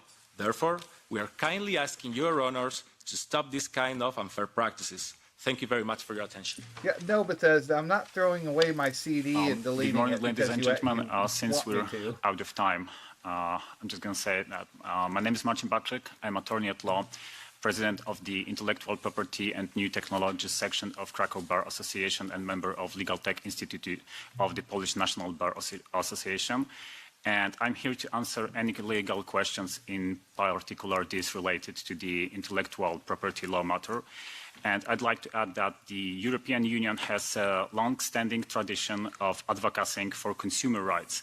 That is why, on behalf of 1.29 million of EU citizens, I ask you to grant both consumers and the cultural heritage in the form of video games to grant the protection they deserve. Thank you. We listened to all of your arguments perfectly well, and now, of course, we have the moment for the members of the Parliament to come in, ask questions, but also comment. In my previous time as an IMCO member, I was responsible for the legislation on the right to repair. And it was just mentioned that the right to repair is not the right approach to the issue at hand. Hence, I would also rephrase it, whether we do not need... I don't know if this really does fall under right to repair. I mean, kind of, because if there are bugs in the game, yeah, but we're not even totally at that. We want just to be able to play the game. You know, like the right to repair would be nice to throw on top of it so you could have access to the tools to fix it. if there are problems in the future. In particular for software and digital content, something like a right to resurrect, that in a situation where repair cannot be done, it has to be done in a way that licensing terms and others have to be looked at once they are basically expiring because a game is dead, that we then let it. See, now I have a problem with the licensing stuff. Like, you give your license to a game to use, like, your music. You know that's going to get played by millions of people. Okay? And then it feels like you're signing it away you're expecting you spend a bunch of money, you sell it for a bunch of money to a company that's going to buy your song so they can use it in their game that's going to be sold to millions of people. So it's kind of like you made your bank off of it. That money, I feel like the licensing shouldn't have a limit on it. That should be you either want to work with them or you don't kind of deal. Resurrect and have neglected software being reactivated, and whether that is a way to look at it. Also done from a legal term, like we did it with the right to repair. Second, I was wondering whether minimum guarantee periods could help us. Consumer protection law in the EU knows 2 years minimum guarantee period. That won't help here. But we have member states like the Netherlands that have an eternal guarantee period for the functioning of a product. And when we are revising consumer protection rules and we look at minimum guarantee periods, whether the matter could also be addressed by an eternal guarantee period or a longer guarantee period for such products. Third, and that is a different mindset, I like the comparison that you made with books and how we basically would react as citizens 1.0 if something comparable would happen to printed products. Don't we need for video games also something like a Project Gutenberg, something like a public library in which also video games are provided open access as a public service? And from that moment on, we do not look at it anymore from a private angle, but a public service angle, and that is also changing our ways of how to regulate it. Thank you. So kind of like the Internet Archive sort of deal. I like it. I like it. If it's a dead game, well, I mean, that's kind of what the Internet Archive is. It's a bunch of ISOs put together of games that you really can't buy, old PC games and stuff. So there you go. That's all we need. Give me access to the game. Anyway, I like his idea. So on the 31st of March 2026, the French Consumer Organization brought a legal action against Ubisoft before court, following the closure of the servers of its online racing game, The Crew. This unilateral decision rendered the game completely unusable, depriving consumers of any use of a game that they had already purchased, without ever having been informed of any expiration date, to put it this way. Will the Commission consider supporting the case on the side of the consumer organization and support a referral to the Court of Justice of the European Union to ask for clarifications on the Unfair Contract Terms Directive, which the Commission previously identified was unclear in situations where a game is unilaterally rendered unusable by the video game publisher? And furthermore, many major video game titles have met the same fate, including Anthem and Concord, leaving European consumers with no recourse. And will the Commission commit to addressing this issue, the issue raised by the Stop Destroying Video Games European Citizens Initiative, through the Digital Fairness Act later this year? And if not, what assurances can the Commission give that this issue will be addressed through legislative action? Thank you very much. Thank you very much, Chair. I'm not usually in any of these committees, but I thought to come for the side quest.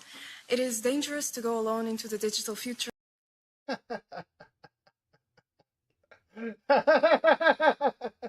It's dangerous to go alone. Without clear consumer protections, and I don't want to set the world on fire, but the truth is that the way we own media has... She threw a Fallout reference in there too. shifted into something that's very sus. Too often... throwing sus out. I like you. Citizens buy a game only to find out that the cake is a lie. You buy Portal, yes. I wonder how many of those people up on the jury stand are like, what? a game you hope to cherish for years, but then one day it's suddenly gone. You think, shit, here we go again. When a publisher pulls Here we go again. You got GTA San Andreas too. the plug, we realize that our princess is in another castle. Good Mario. Gosh, I like her. Our libraries are emptied. It's like we've died of dysentery. As we've Oregon Trail. Oh, so good. heard, currently players are forced to see the purchases that they made completely vanish. We should not have to endure and survive a marketplace where our purchases, which are often masterpieces and they bring so much joy, are treated as disposable. We cannot allow digital preservation to take an arrow to the knee. So a petition was started to address all of these issues, and it is super effective. Let us therefore congratulate over 1 million citizens who signed it with one clear message to the EU. Don't be sorry, be better. It's time to finish the fight. We must ensure that even when companies move on, the virtual worlds we paid for remain still alive. Let us praise the sun on a new era of digital rights so that for the gamer of the future, it isn't simply game over. If some colleagues think that I've lost my mind a little bit, these were all video game references. I just wanted to thank the petitioners and say that the Greens EFA group stands here in support and hope that the Commission takes seriously these very practical suggestions that you brought today. Thank you. Man, I'd have been cracking up at that in there. I wouldn't be able to keep a straight face reacting to it. That is really good. They're all up there like, what did she just say?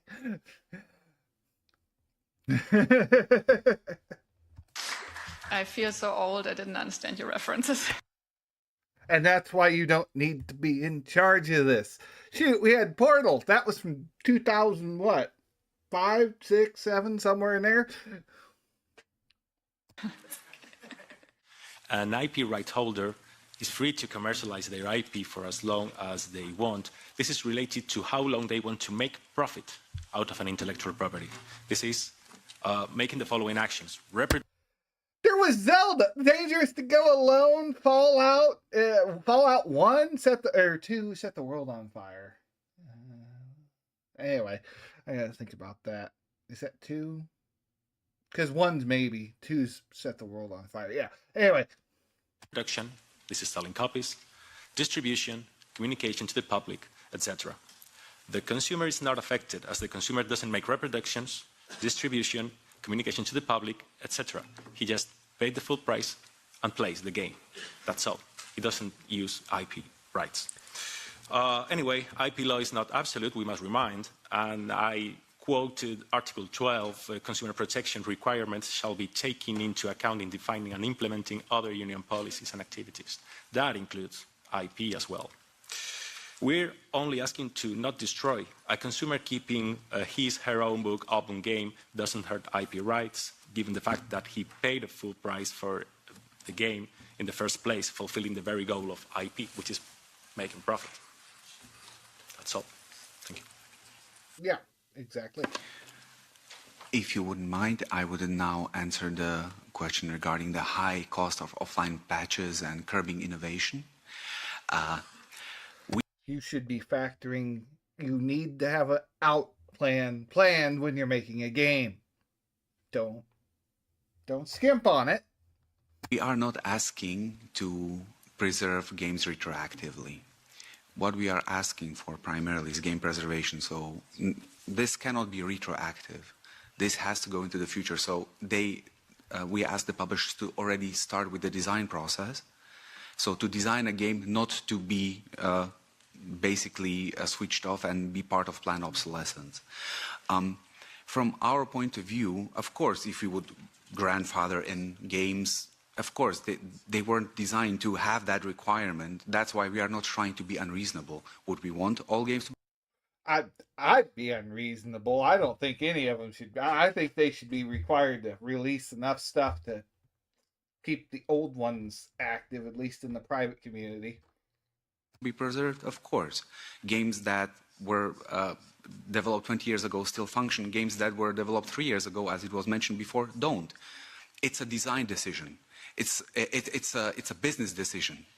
And in terms of curbing initiative, innovation, I'm sorry, but it's always, if you have a golden goose and someone takes it from you or tries to regulate it, you will always say, oh, this will curb my innovation, just as it was, for example, with USB-C and Apple, or how it was with, for example, seat belts in cars.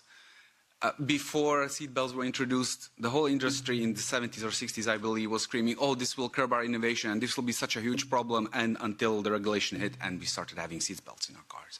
Airbags. And then cars got safer. Everything else. We are not trying to engage their business model or create issues for them. They will get their money. They can keep using their business and monetizing however they want. Just please, once you stop supporting the video game, please do not destroy it. And that can be part of the design process. That doesn't have to be part of their business decision. Thank you. I'd like to add a little bit on the economic aspect. Again, when planned for from the beginning, the cost can be very small. It's mostly about when it's undoing that's more of a cost related. Earlier the game Concord was mentioned. That's actually an excellent example because it's publicly stated that at least 370 million euros were spent developing that game, and it did not include an end-of-life plan like what we're seeking. Most of the cost for developing games tends to come from other areas like art assets or marketing. This is just one element out of hundreds that already go into making a game. The other thing is sometimes industry costs or estimates of how much this would cost can be faulty because they're expecting the game they're asking for to have every last feature it did while it was being supported. And many of those can be retired and don't even make sense for a game that's no longer being supported, like administration or anti-cheat measures or account management or things like that. So that can there can be hundreds, or known as microservices, associated with these that can be disabled and the customer still has the core game. So that should be taken into account when figuring out the potential cost. And it might have been mentioned earlier, but we also want to emphasize the companies have been paid already once for the working game, so that should be factored into the budgeting. Yeah, really. What am I paying for if I can't keep the game? There were some other points mentioned on the right to repair, whether we need it and how long a product should work. With right to repair, that's a little bit different issue. Well, that's certainly welcome, having the right to that. As I mentioned in my presentation, there are deliberate countermeasures to prevent repair. That it's almost a small miracle when it does happen from extremely experienced software professionals for resurrecting a game. However, if there were repair instructions, that would be very welcome. I think we would even consider that a viable alternative to what we're asking, if it was practical to resurrect the game that way. And for how long it should work, it's kind of again, the customer standard is indefinitely, as long as they keep the game in good working order on their end. And we're not trying to hold any publishers responsible for updates that break things that wasn't their doing. So how long they choose to support it, we're completely open to. And also, generally when a game reaches its end of life, I said this earlier, it's generally pretty stable. You know, they've generally worked a lot of the bugs out, so you're more or less like, oh, a new operating system comes out. Well, now how do we make it work with this? That might be a problem we run into, something like that. But for the most part, it should be pretty, just give us a way to keep the game rolling. I mean, I think there's already existing EU regulations on that, but I mean, as far as we're concerned, they could end support the next day, but as long as the game isn't destroyed, we would find that acceptable.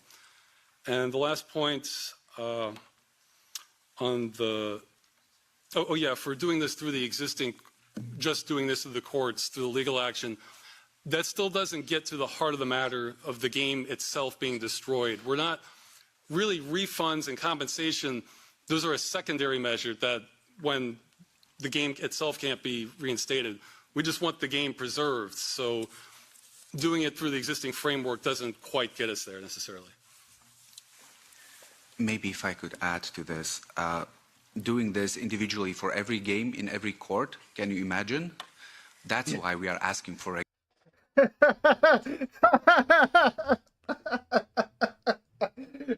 yeah, we had 80 games die, and now we got 80 different lawsuits we got to go through.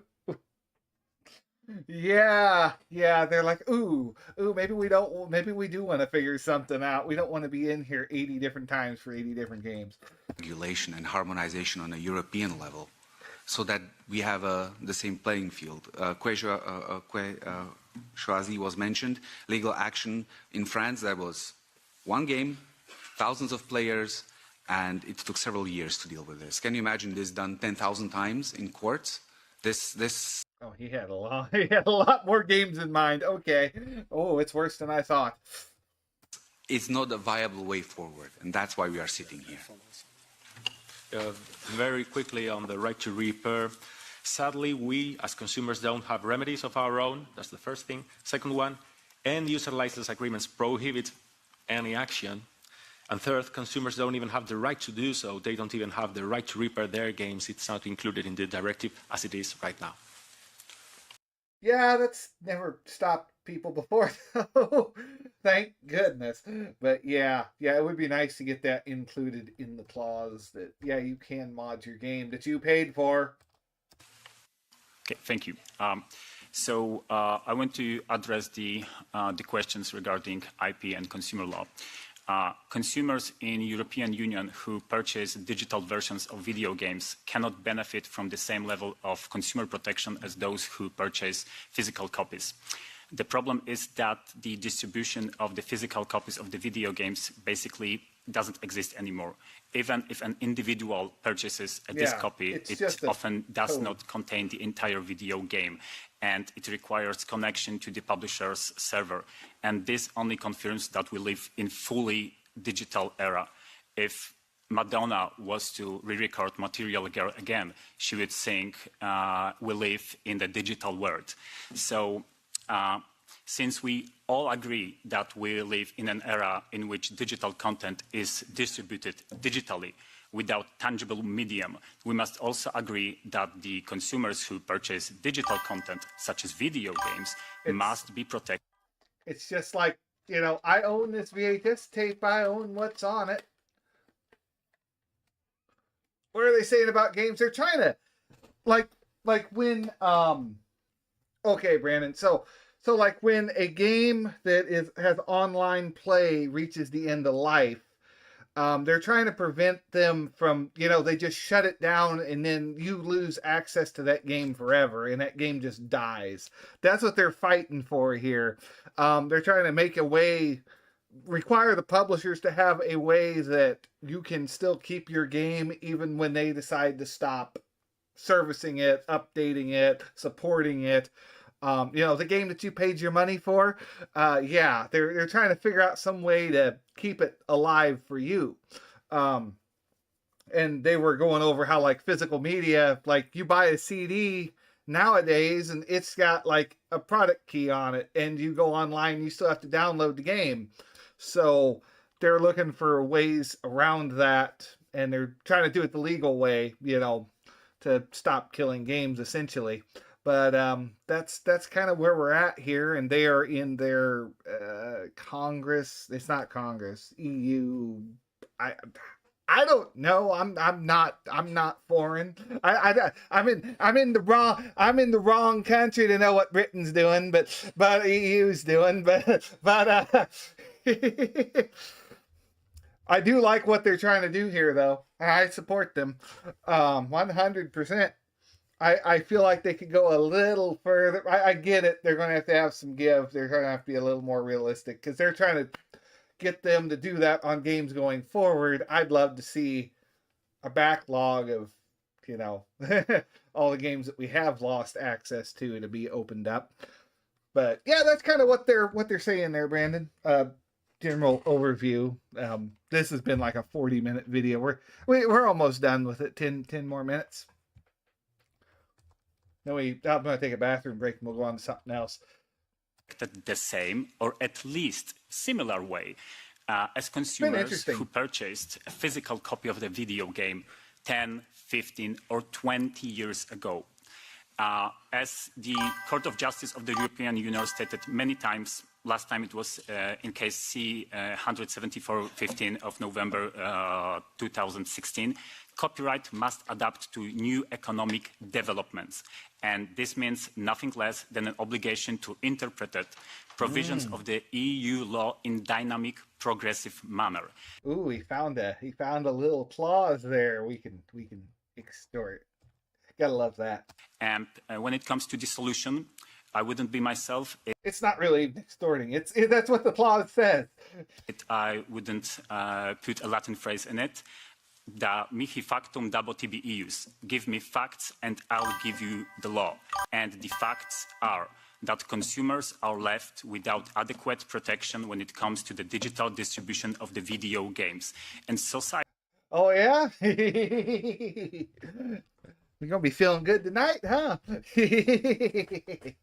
Society faces the risk of permanently losing cultural heritage in the form of video games. And the law, it is created in this very room, ladies and gentlemen. Thank you. Thank you so much for answering all the members' questions and also putting some Latin in our European Parliament. We now come to the second round of members and questions and remarks. We start with Peter Agius, EPP, and you now have all 1 minute per person. Thank you, Chair. Big thanks to the organizers. Very, very smart presentation, very clear. I think you make a point loud and clear for all of us. Protection of consumers online should include protection of gamers online. I have heard in the same committee rooms 100 times that what counts online should count offline, or the contrary. And from the presentations and even from the Commission response, it is clear here we're speaking about unfair contract terms, misleading advertising, producer responsibility, and right to repair. All of these are put into question here. Briefly, I think I also have 3 kids at home, 3 teenagers. All of them are gamers. Oh, yeah. Warmed up bottle of milk, that will hit the spot for sure. And there is also a point which is interesting here. There is a point of return on investments as well. Because I noticed that my kids, they spend, let's say, 20 euro, 30 euro to buy a game, sometimes 60 euro to buy a game. Then they spend money on a loot box. Then they spend money to get a shield to fight the trolls better, you know, or to do many other things. This guy, he gets it, but he's not a gamer, but he gets the idea.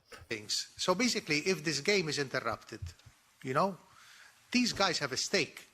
So let's find a way of course, promoting the industry and its welfare, because we are interested in that, but finding a good way of protecting also the right to stop destroying video games. Thank you. Thank you, Chair. Definitely pressing F for the signatures.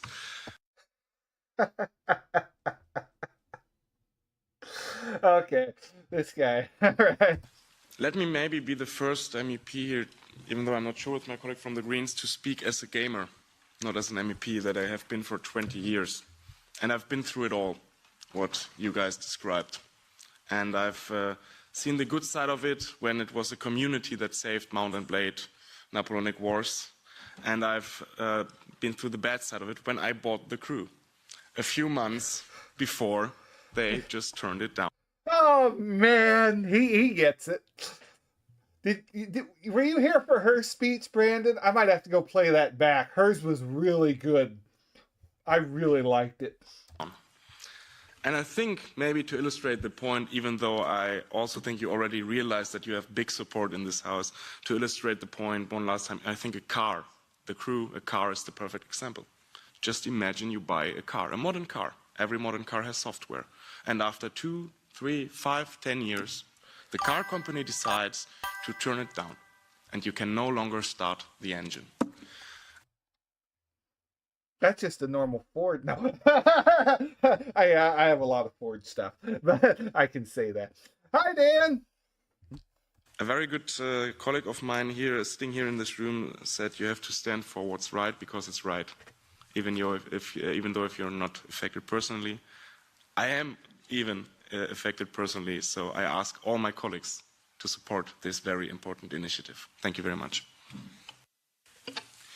Well, a lot of support statements, that makes the amount of questions and things actually to address very short. I think the point that was mostly mentioned was microtransactions, gambling inside games, loot boxes, all these kind of concepts that are also already partially addressed in the Digital Fairness Act. Yes, they are absolutely part of the problem. If I buy a game, let's say 60 euros, I know some friends, everyone here likely remembers the game Fortnite.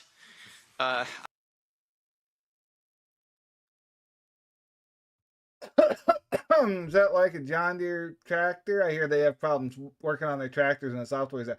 Yeah. Well, no. Well, kind of. This doesn't really have... It could. Software-wise, this could have something to do with that eventually.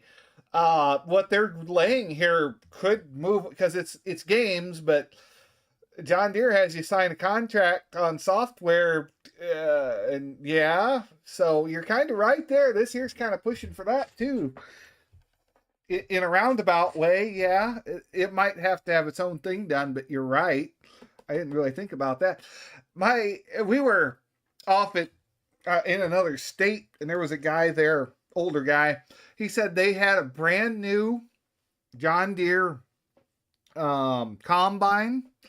And this thing had like a low jack kind of setup on it. You know, it was John Deere's computer thing. A payment got missed, and it wasn't on the farmer's fault. It was just the bank transaction didn't go through, or something with the credit company didn't work out. And there was an error, and it shut down as they were moving it from one field to the next because the payment got missed. So it shut down. It totally shut the tractor off, or the combine off in the middle of the road. And they couldn't get the thing to restart. They had to have, I think the Deere Tech was like a half hour away or better. So this thing's blocking traffic for about a half hour. Well, the Deere Tech comes out there. He spends about another half hour calling Deere, trying to figure out what went wrong, how to get the thing to start. They were able to put it in a limp mode so he could get it off the road. It was like, what an ordeal. All because a payment didn't go through right on the credit company. Something failed in there. Some glitch happened. And Deere shut their combine off. So it's like, I don't like that.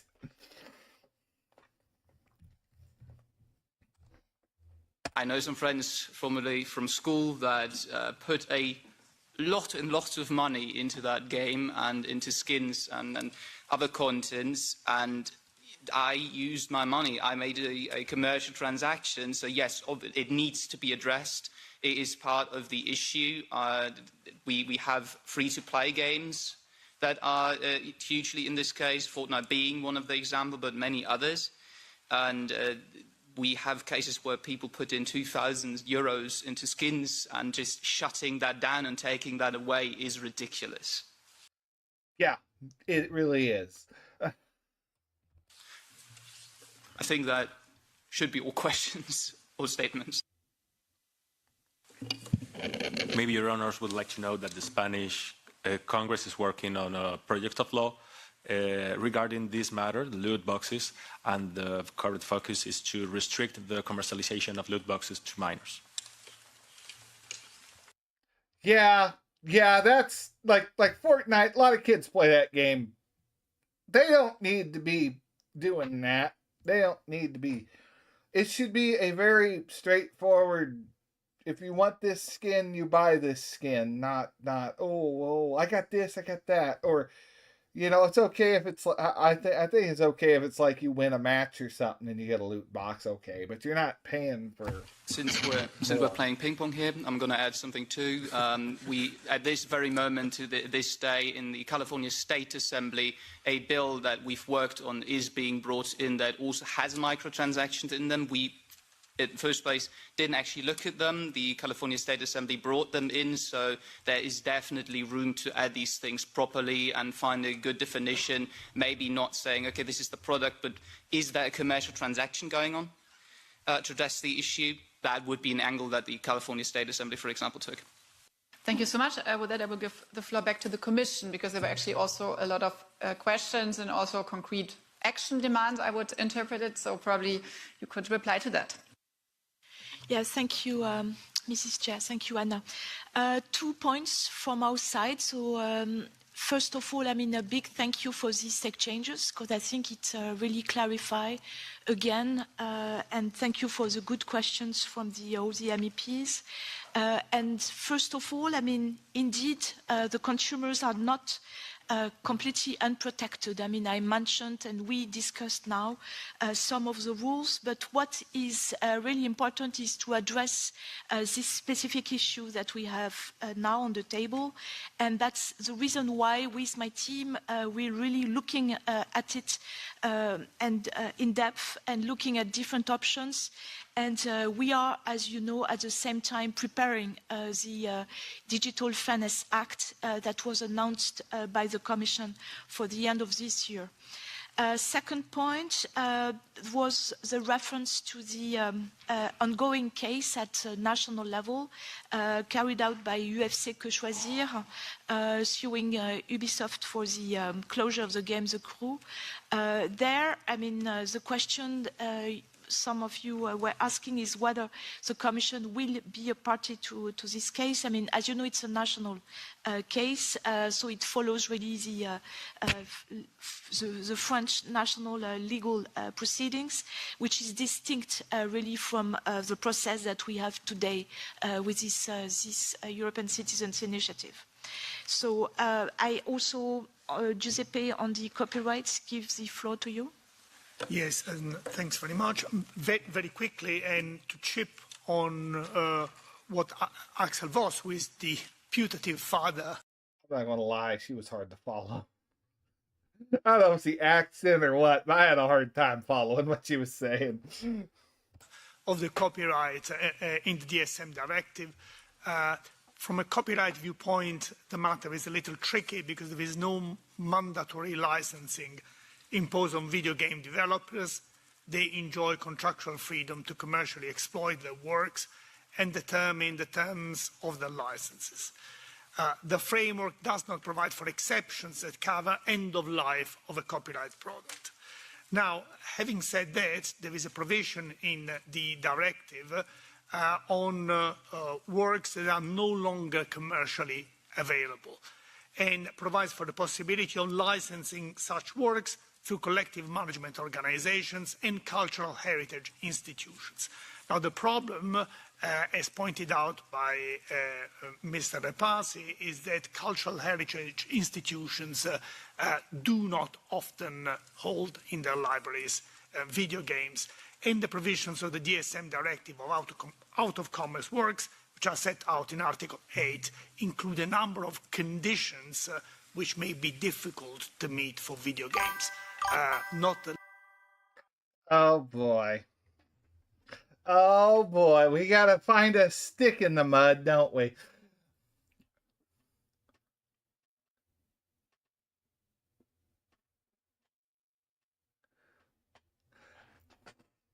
I don't know, Brandon.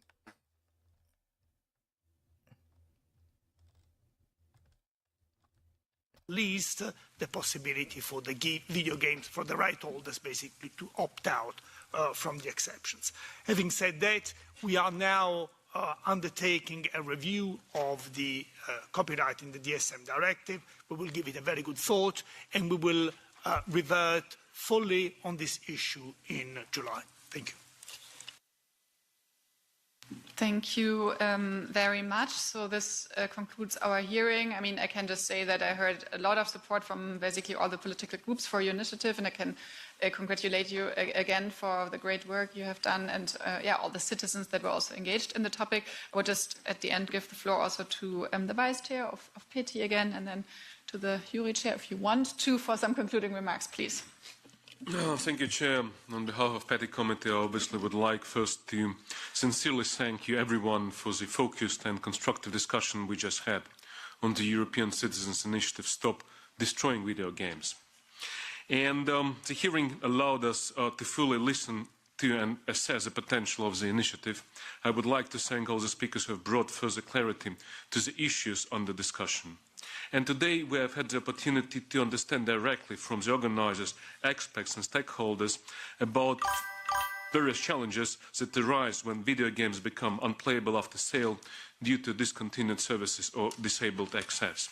And this initiative highlights a real concern for millions, and as far as we understand from the presentations, probably hundreds of millions European citizens, ensuring that digital purchases remain functional and that consumer rights are respected in the evolving digital landscape.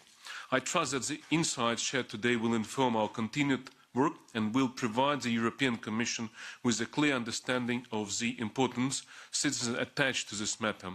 I encourage all participants to maintain the constructive dialogue and to consider the concrete proposals and experience discussed here as we move forward. Thank you once again for the contributions. Well, thank you. Okay. Man has 3 daughters, April, May, and June. What's the father's name? I don't know, Brandon. 3 daughters, man, April, May, June. I have no idea. EA used to have an online store called Origin. I had a bunch of games I paid for. They shut down the store during the time I got sick. They only gave us 6 months to transfer.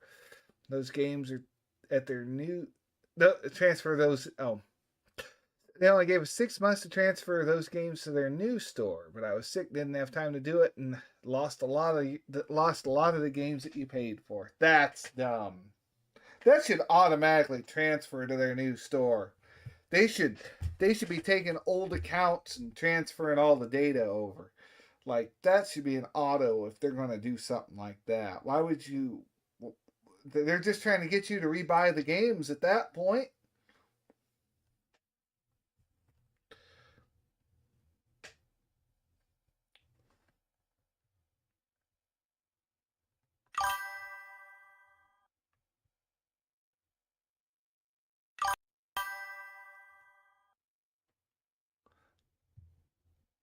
The father's name is what? Man has 3 daughters. What is the father's name? I don't know, Brandon. What is the father's name? I don't even have an idea to guess on that one.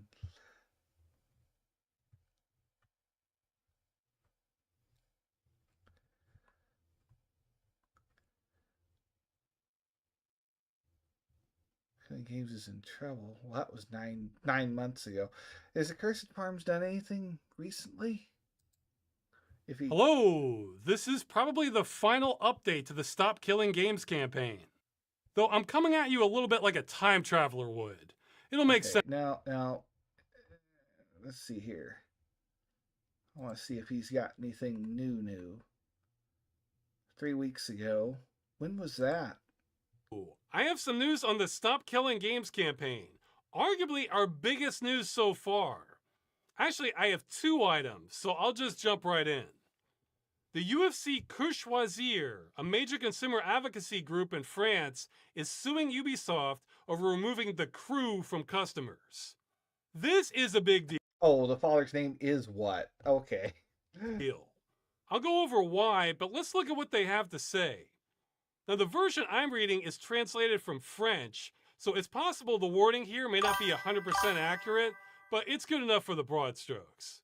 The UFC is suing Ubisoft in the Créteil Judicial Court following the shutdown of the servers for the crew. This unilateral decision rendered the game completely unusable, depriving consumers of any access to a game they had purchased without having ever been informed of any expiration date. You know, I like how they're putting expiration date in quotes because games are code. If the storage medium is good, they can last forever. There should not be an expiration date on games.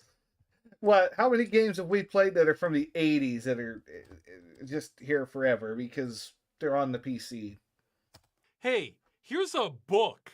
When do the words in the book expire? Similar concept.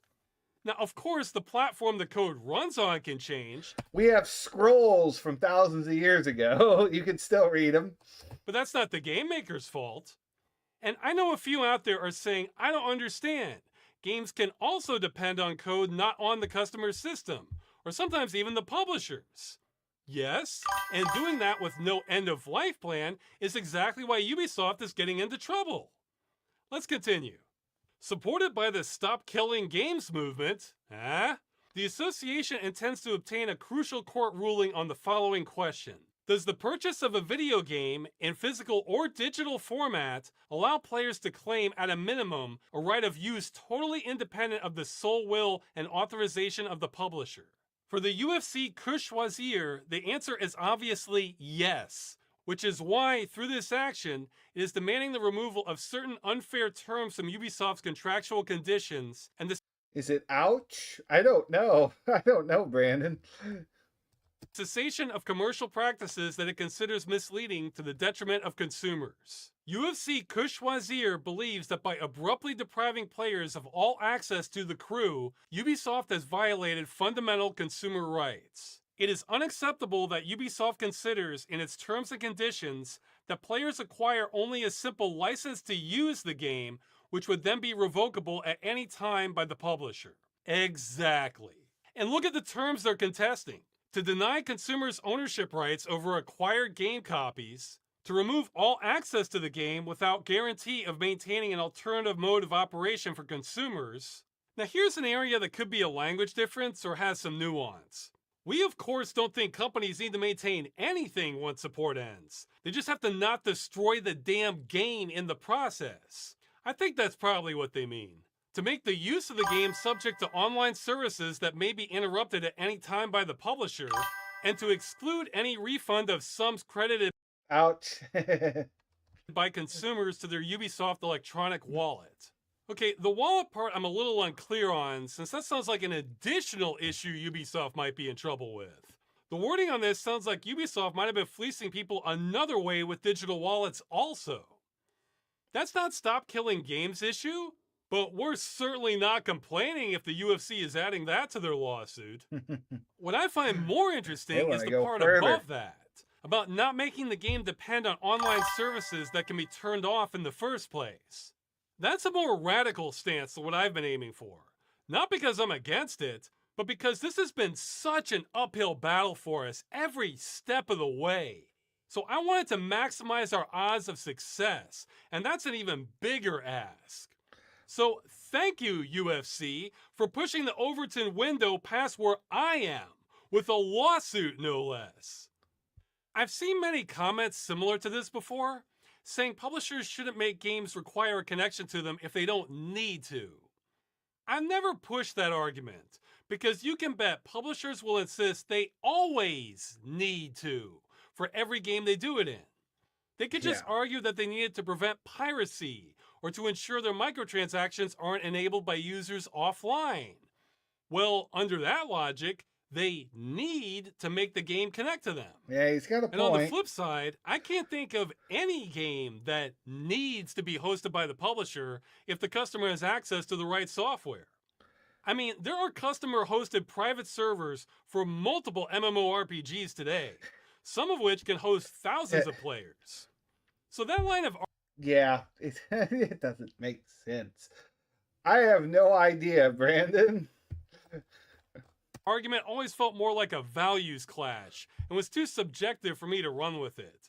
But hell, if the UFC wants to in court, great. Beyond these contractual clauses, the UFC also points to misleading commercial practices surrounding the sale of the game The Crew. Players were never fairly informed about the potentially temporary nature of access to the game they were buying. Okay, this is the whole labeling argument, which I'm not a fan of. Now you might think, well, isn't this still pro-consumer? Sort of. Here's the thing. If we solve this, removing all access to the game without any guarantee of maintaining an alternative mode of operation for consumers, then we don't need clear labeling because then the problem isn't even present anymore. He's also correct. I really don't have anything to say. I'm just agreeing with him because he's right. To their credit, Ubisoft did tell you they could screw you at any time when they sold The Crew and many other games.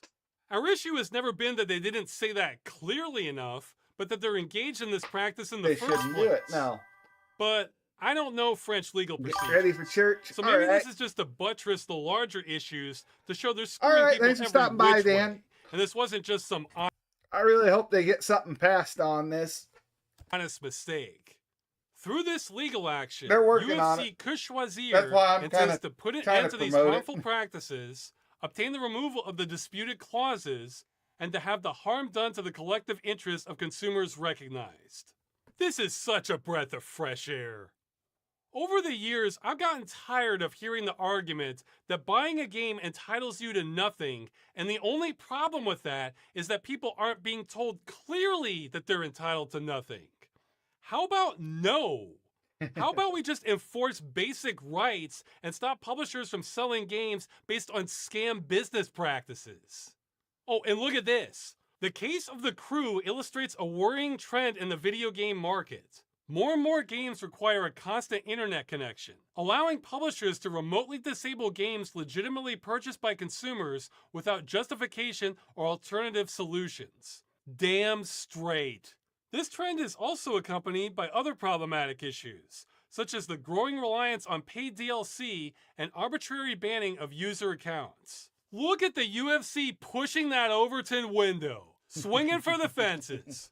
Then they go on to point out how they've been bros in the past, taking on unjust bans and planned obsolescence of Nintendo Switch controllers. Then they talk about how this is a problem for preservation and end it with, a game purchased by a consumer cannot literally disappear at the sole whim of its publisher. Well, unfortunately, it can, but it shouldn't, and that's what we're trying to change. But that is outstanding.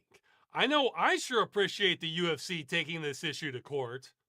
Now, I confess, I've actually known this was coming for a while now, over a year. I didn't know when, but I was told not to say anything about it until it was official, so I didn't. All I was allowed to say was that the UFC might look into this. Well, they did.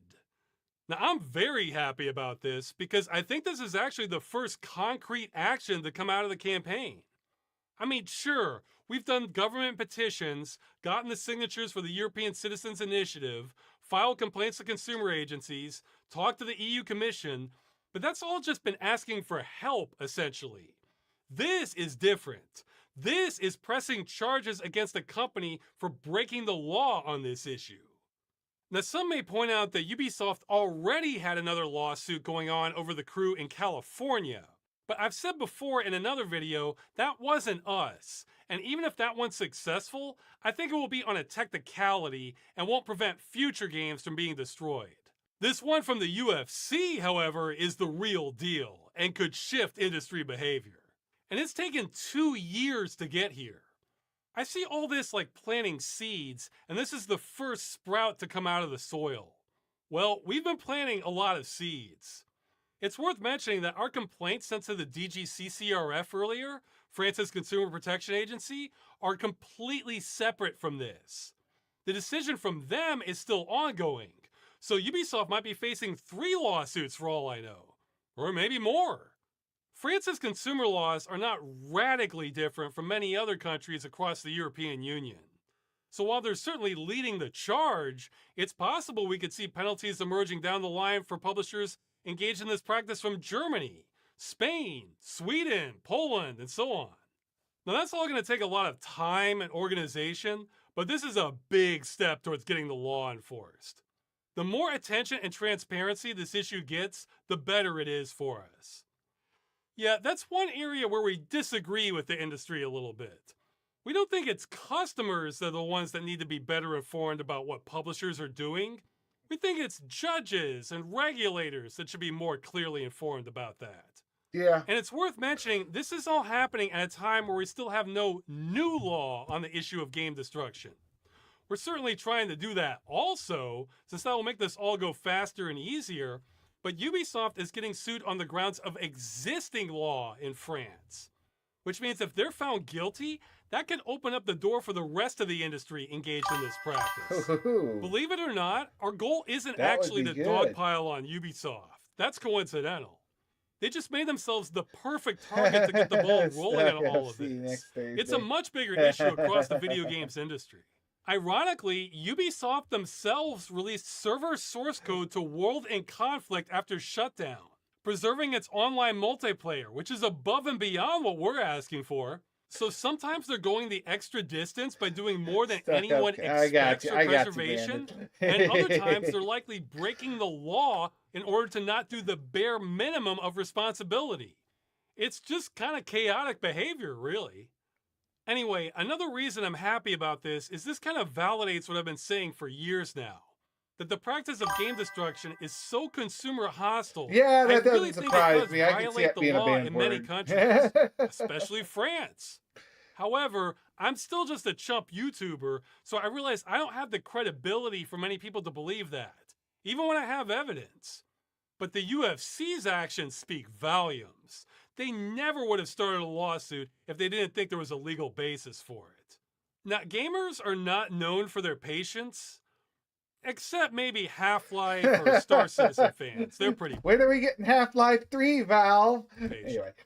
So I can understand why there's skepticism of Stop Killing Games accomplishing things, because it has taken a long time.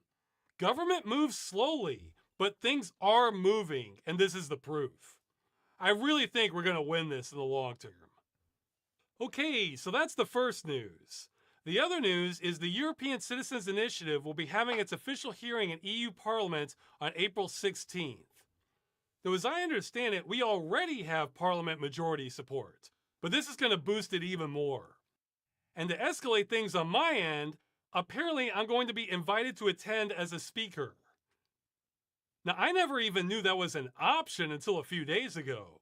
I thought at most all I could be was an observer. I wasn't even sure if there was a point in me attending. But no, apparently the initiative wants me to speak there. I do not know how much. There will be lawyers and developers there, so I don't think I'll have to speak on anything too specialized. If I had to guess, I think they want me to tag along for miscellaneous stuff. I'd say the things I have going for me on this are I'm very aware of the problem, and I've probably heard every opposition argument under the sun as to why companies should be allowed to destroy games you've paid for. There is no argument. I can swat that stuff down all day. So, I guess I'm going to EU Parliament in a few weeks. Oh yeah, I'm sure I'll look like I belong. You did stick out. Now, later that day, there's going to be another press conference. I like the beard and the long hair showing up to Parliament. And I've been asked to mention Alderaan Games is helping to sponsor that, which makes Path of Titans. They're not sponsoring this video, though. I'm saying this voluntarily. And I should mention we've also had help before from the game Torn. I like the irony that both of these are online games, so clearly they think they can handle an end-of-life plan. And joining with Stop Killing Games is It would be pretty bad if they don't, if they go supporting this and they're like, oh, we didn't think that through. .org, which might be the best index around for determining how safe physical copies of games are. I'll almost certainly be talking at the press conference. I might even be the host. It depends on if we can find someone better before then. Speaking of which, if you're a streamer, YouTuber, or just press in general, and you would like to attend, either in person or online, let us know. You'll likely be able to ask questions and be part of the conversation. Contact this email for Stop Killing Games. This is a new one being set up by the NGO. Anything official you should send here.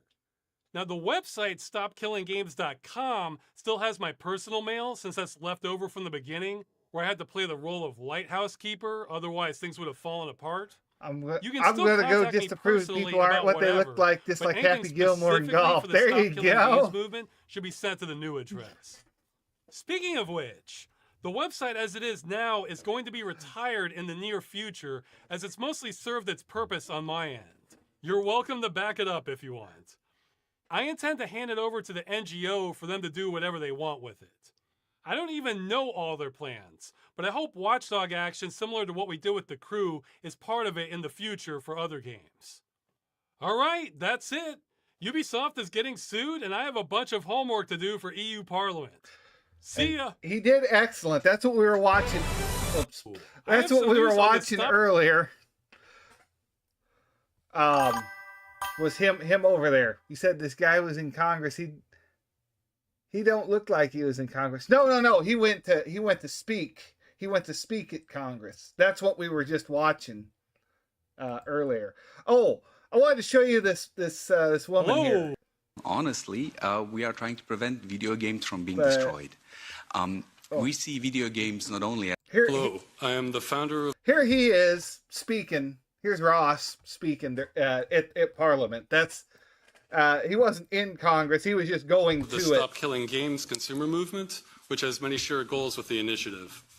I'd like to clarify what it means to destroy he kept the his video long game. hair for it. The second slide.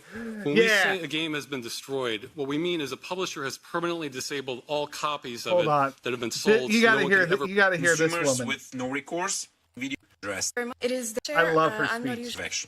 Thank you very much. Her speech is great. Thank you very much, Chair. I'm not usually in any of these committees, but I thought to come for the side quest.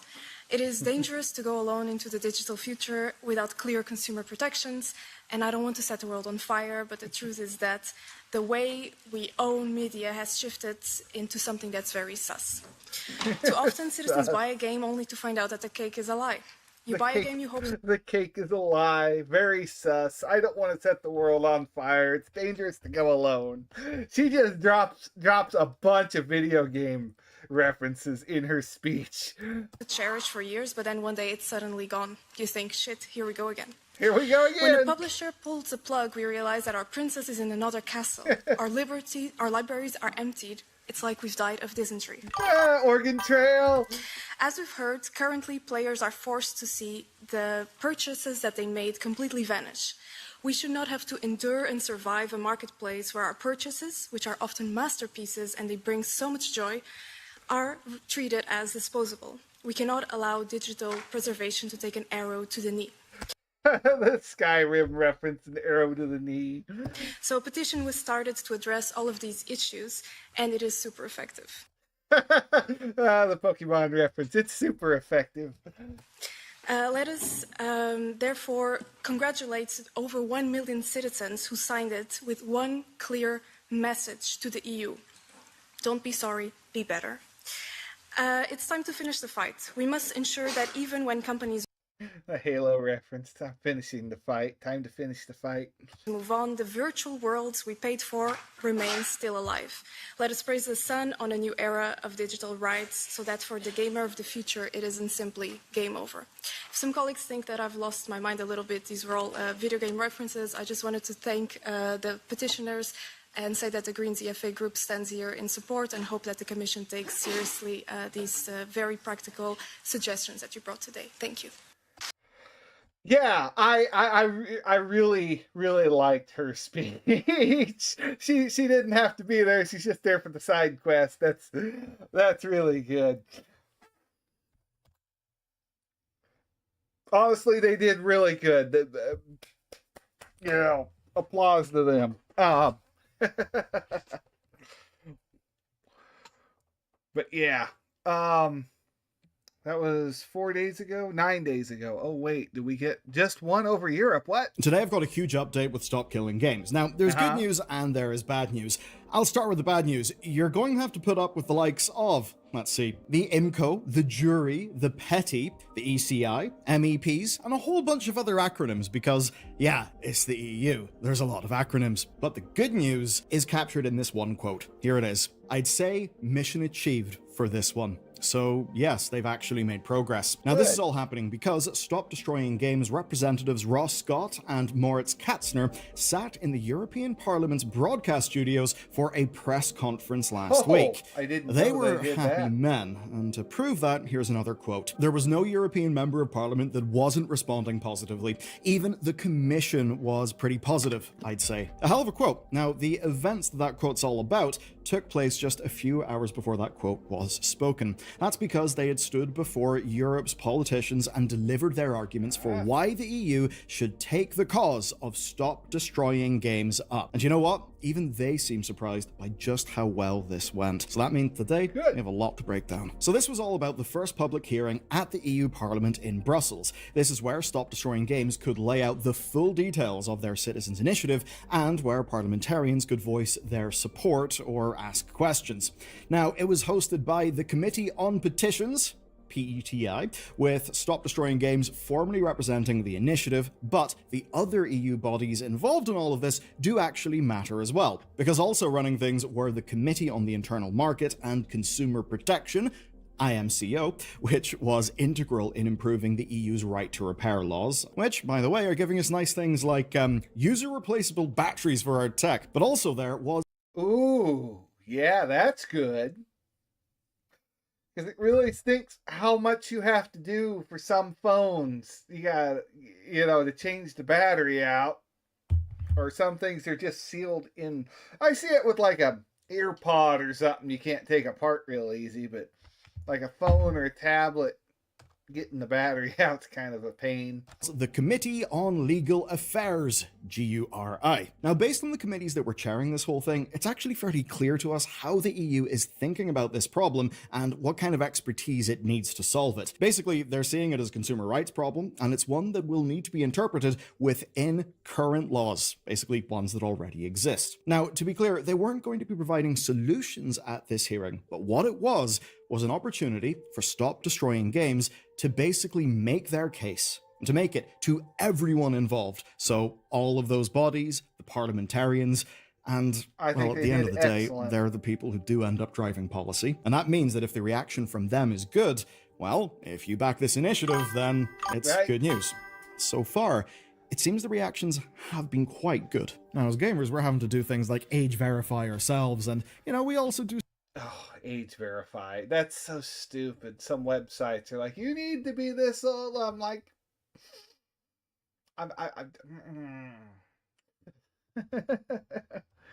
Stuff like ordering DoorDash. Well, you may know about the DoorDash data breach last year. There's also all the stuff going on with our good friends at Discord. Remember the breach they had last October that just... Oh... And I just started a Discord account, or I just got into a Discord account. Ooh, I don't like that. Just got loads of people's government IDs spread across the place. So Oh, well, I never gave them my ID, so driver's licenses, passports. It's not good, and it's why I use Incogni. They're our way to fight back. They're today's sponsor, and basically, whenever data leaks, data brokers exist. They harvest it, they sell it on. Well, and if you ever wondered how a spam caller got your number, it's things like that. Now, Incogni solves this by automating the legal work you'd otherwise have to do, and you can join at incogni.com/bellularnews. You'll get 60% off an annual plan. You agree with the age verification? I do to a point. And that's basically that. You've got a legal right to have your data taken down, but it takes hours, it's not permanent. If there was... Incogni handles it, where they scan the brokers, they send the requests, they add you to suppression lists. The only downside to it is, on your dashboard, you can just see the names of all the data brokers that they've, yoked your data from. You've already been age verified, you're still going to get into really it. Spooky names. And they've also got a new feature. When I was younger, it was like, oh, are you 18 to go do this? It's like, oh, yeah, just sure. Paste them a link and have their team look into it for you. Where's the will, there's a way. Dashboard. 259 takedown sent, 6 in progress, 253 completed, 22 suppression lists, and they're monitoring 23 data brokers to ensure that they're not being sneaky bastards and they're actually compliant. I mean, it's nice not having some things just straight out there for everyone to find, but at the same time, it's like... Okay, to break this down, there are 3 relevant parties here. There are commission representatives. Those are the people who will initiate any action. Then there's various MEPs. They represent either their political groupings within Parliament or just their own interests. And then, of course, the third group is the Stop Destroying Games team. That comprises of Ross Scott, the founder of the Stop Killing Games movement, and then SDG's organizer, Moritz Katzner. As for the MEPs, Katzner and Ross are mostly right. Things were actually very positive. This is very heartening. Many people simply just made supportive statements. Several, though, did bring up their own gaming experience, and at least one of them did that in the form of dozens of memes and references. So it's at least nice someone's trying to make European Parliament it was the Last of Us and then others were talking about wanting their kids to be protected from anti-consumer behavior. Others who responded were pushing the conversation somewhat into the microtransaction spend area, other things like the cost of games and potential risks. I know, but I'm just saying that. Now, there were at least a few challenges. As an example, the German technocrat Axel Voss did specifically try to raise concerns around the legal implications of any changes made here, and that's especially around preserving creator rights as well as consumer rights. And he was specifically interested on the potential impact on licensed content like music or cars, and that kind of thing didn't get fully addressed in the session. Though, if you have played video games, I mean, yes, with cars, but I guess mostly with music, you know what it can be like whenever licenses expire and all the annoying stuff that can happen there. But here's what massively stood out to me, right? And it was a very compelling point. And that is basically that the right to repair idea wasn't really enough for a video game use case. And that's at least in part because developers limit what users can do to the actual games. Where it gets interesting is the suggestion of what to do, which is that rather than a right to repair sort of principle, that the principle should instead be a right to resurrect. And that means you heard it here first. The EU, backed of course by George Soros, is now going to investigate necromancy. Okay, I'll take the tinfoil hat.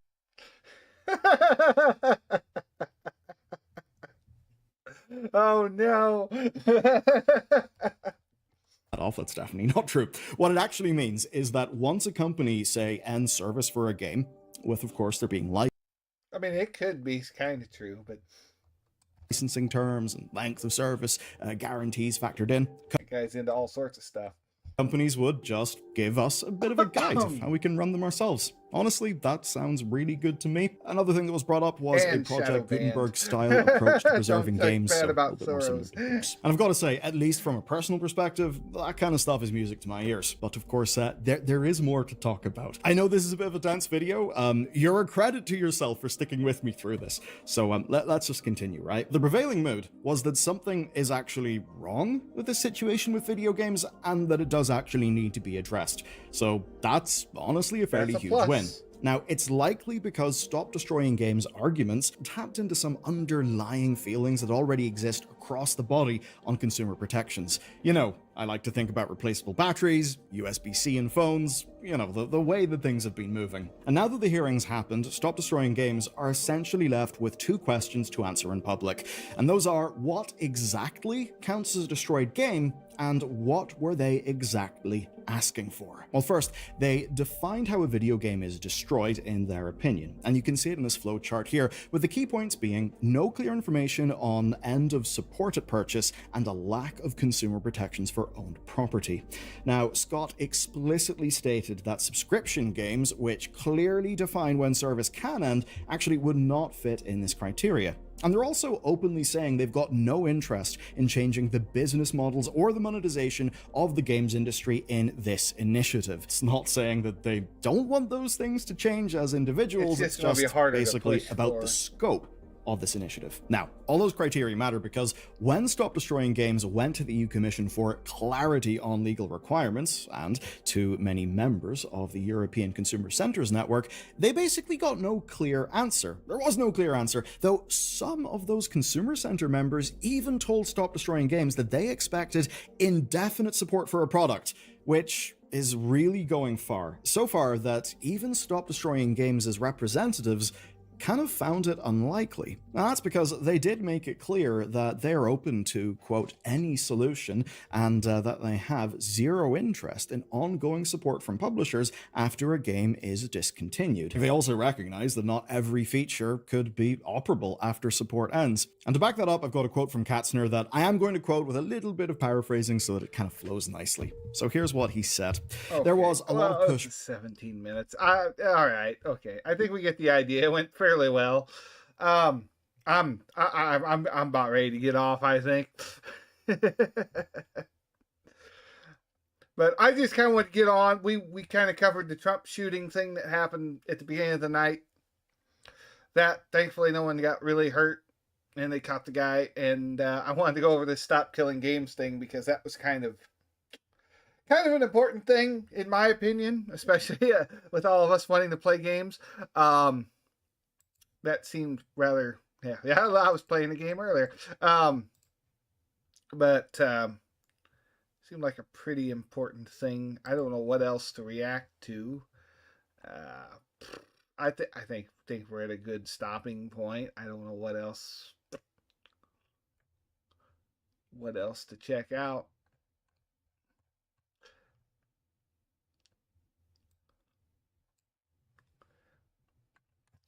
So anyway, if you're still, yeah, pretty important.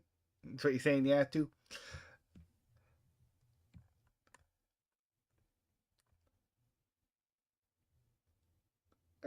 Not the hero we deserve, but the hero we need. Love the idea of a public library to preserve games. That's yeah, that's a good idea. I liked that. That was a good idea. Sure, a former Blizzard employee is seething. Fool's constantly seething about something. Oh, gosh, what's his name? Fallout morons. Life will never. I can't think of what that guy's name is. The former Blizzard employee.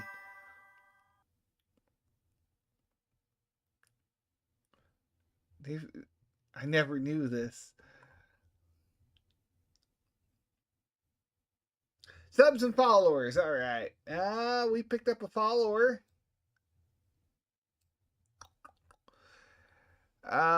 Frank, Emmy, Lither Marine, and Kindo. Those are our new subscribers. Followers, subscribers. Thank you.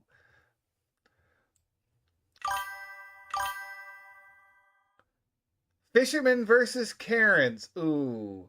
Ooh, okay. Oh, gosh. You can't fish there. Oops. What are you doing? What are you doing?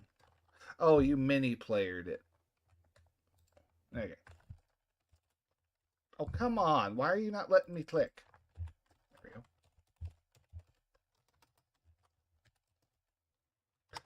Can I spell?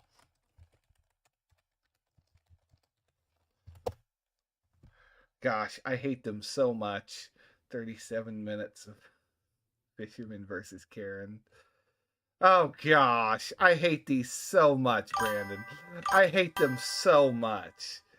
I bet you never thought you'd ask what Karens and fish have in common. Well, let me tell you, not only do they pick on smaller species to assert their dominance, but they also catch hold of any bait and do not let go. It's either their way or no way. So get ready to cast your lines and get comfy, because boy, do we have some red snapper Karen content for you. When releasing a fish accidentally goes wrong, this Karen can't help but not mind her own business. Geez, Karen, everyone makes mistakes.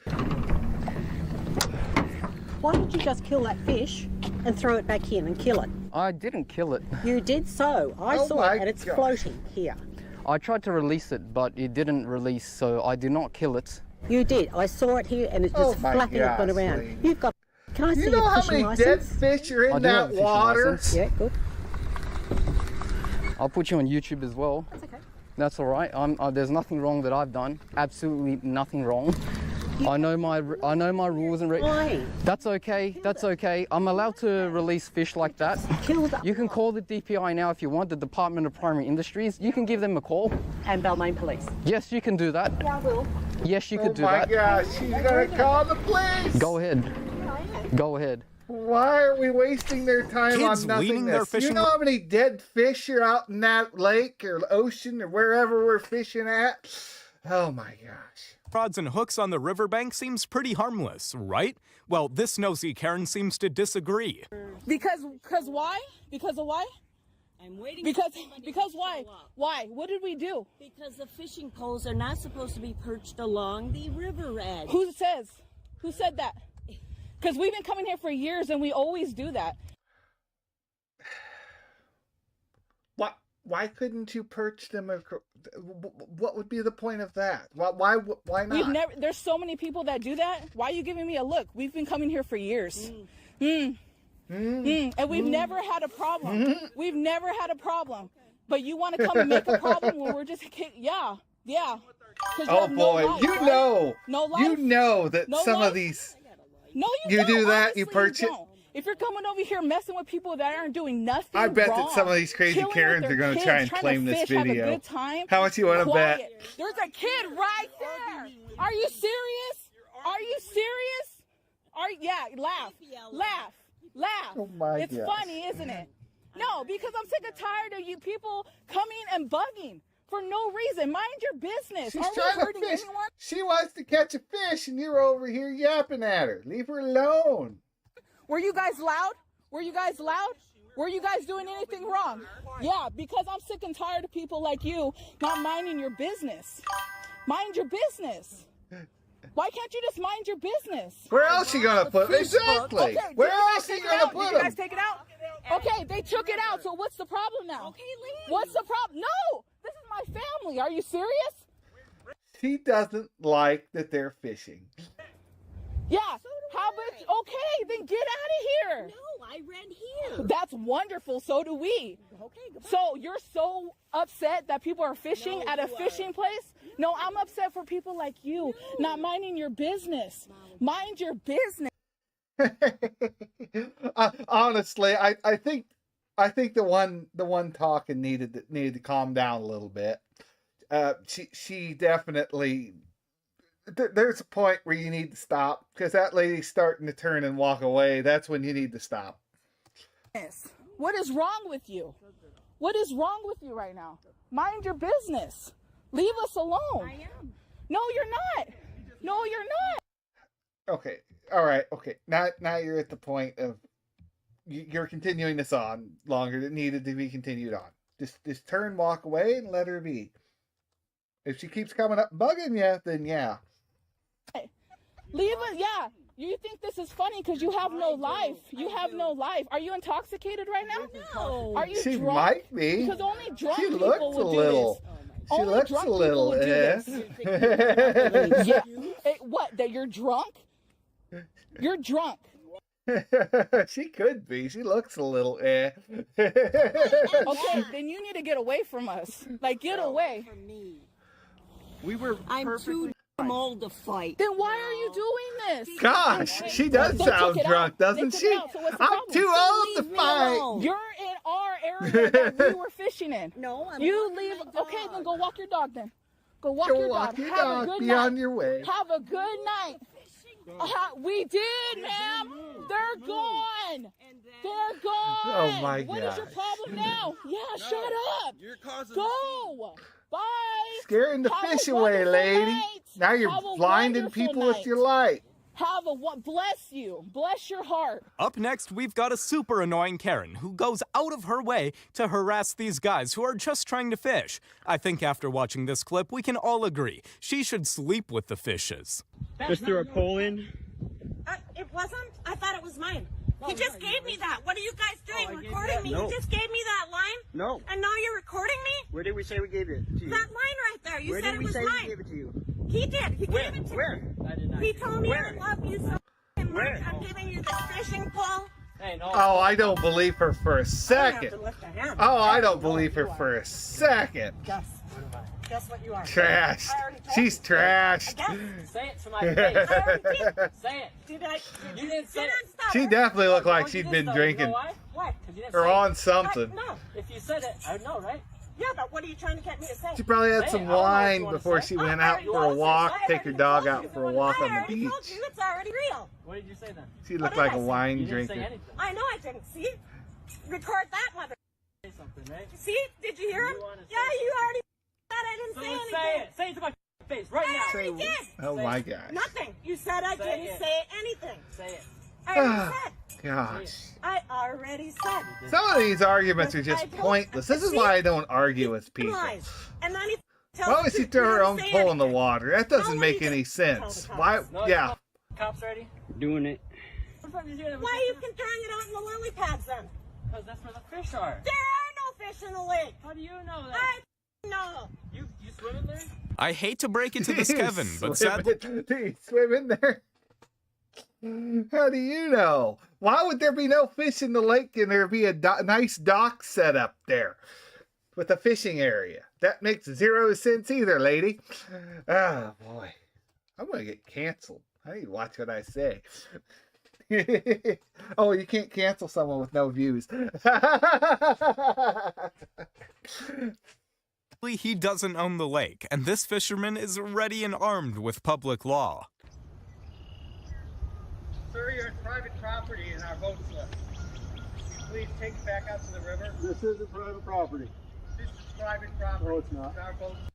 It's not. You're in the lake. The lake is public. Now, if he was up on your dock area, then yeah, that'd be a problem. But not where he is. All of these are privately owned. No, they're not. Yes, they are. No, this is all navigable water. If you don't get out of here, I'm calling the police. Call the police. I'm calling them right now. Call the game warden. I've dealt with this before. You're an asshole. You leave now. It's now private property, sir.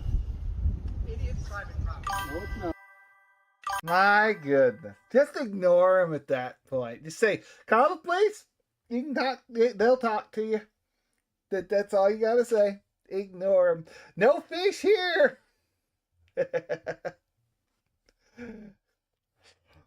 I don't think they'd be that gung-ho into fishing there if there weren't fish there, you know?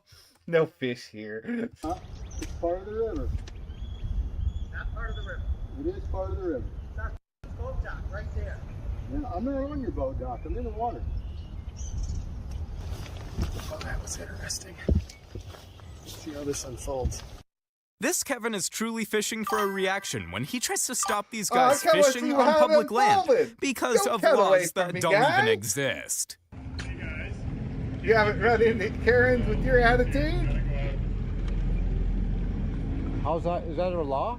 What's that? Is that the law? No, it's because you're gonna attach to one of our boats. But is it the law? Well, no, you're not allowed to.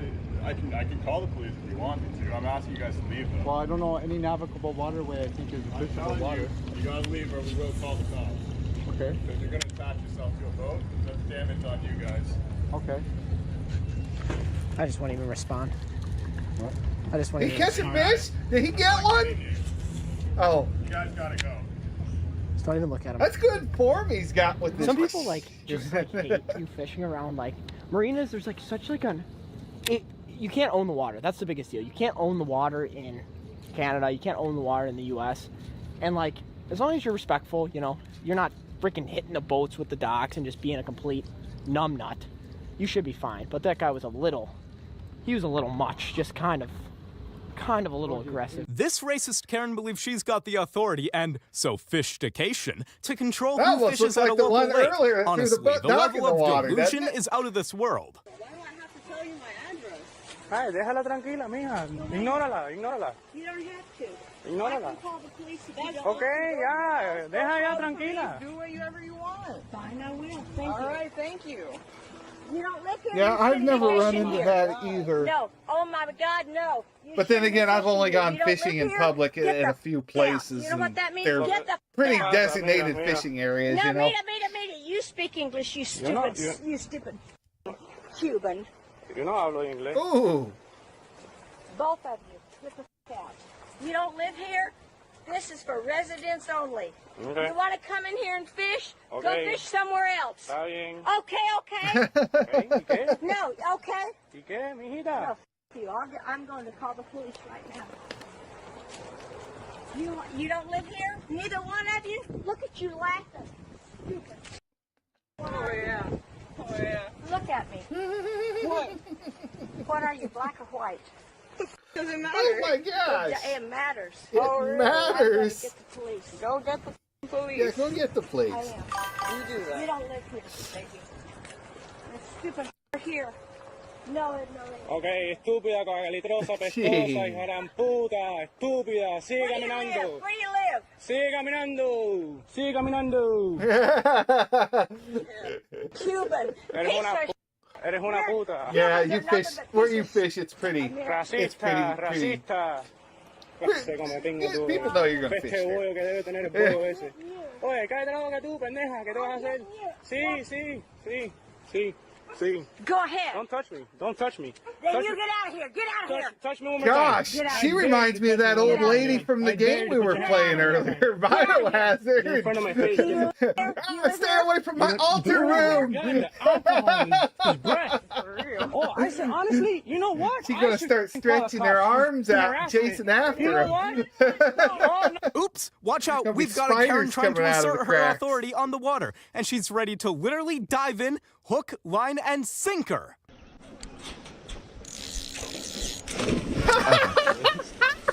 No more fish. Yep, no more fish. No more fish. Someone scared him away.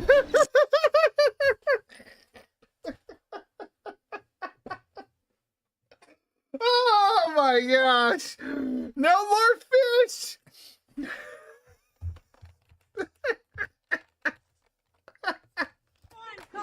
To literally dive in, hook, line, and sinker.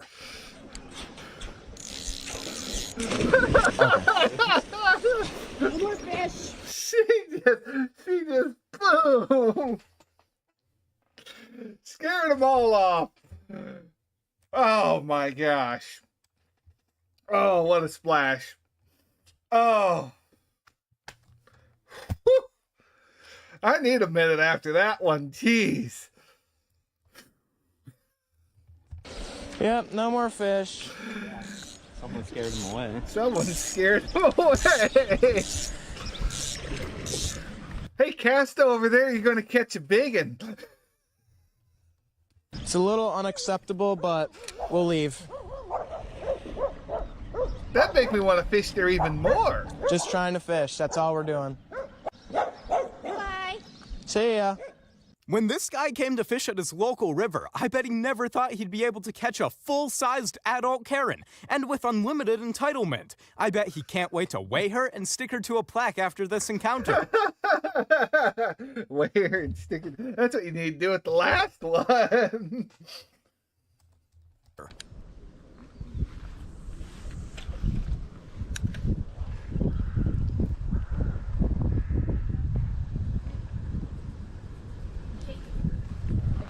Hello. Hey, hello.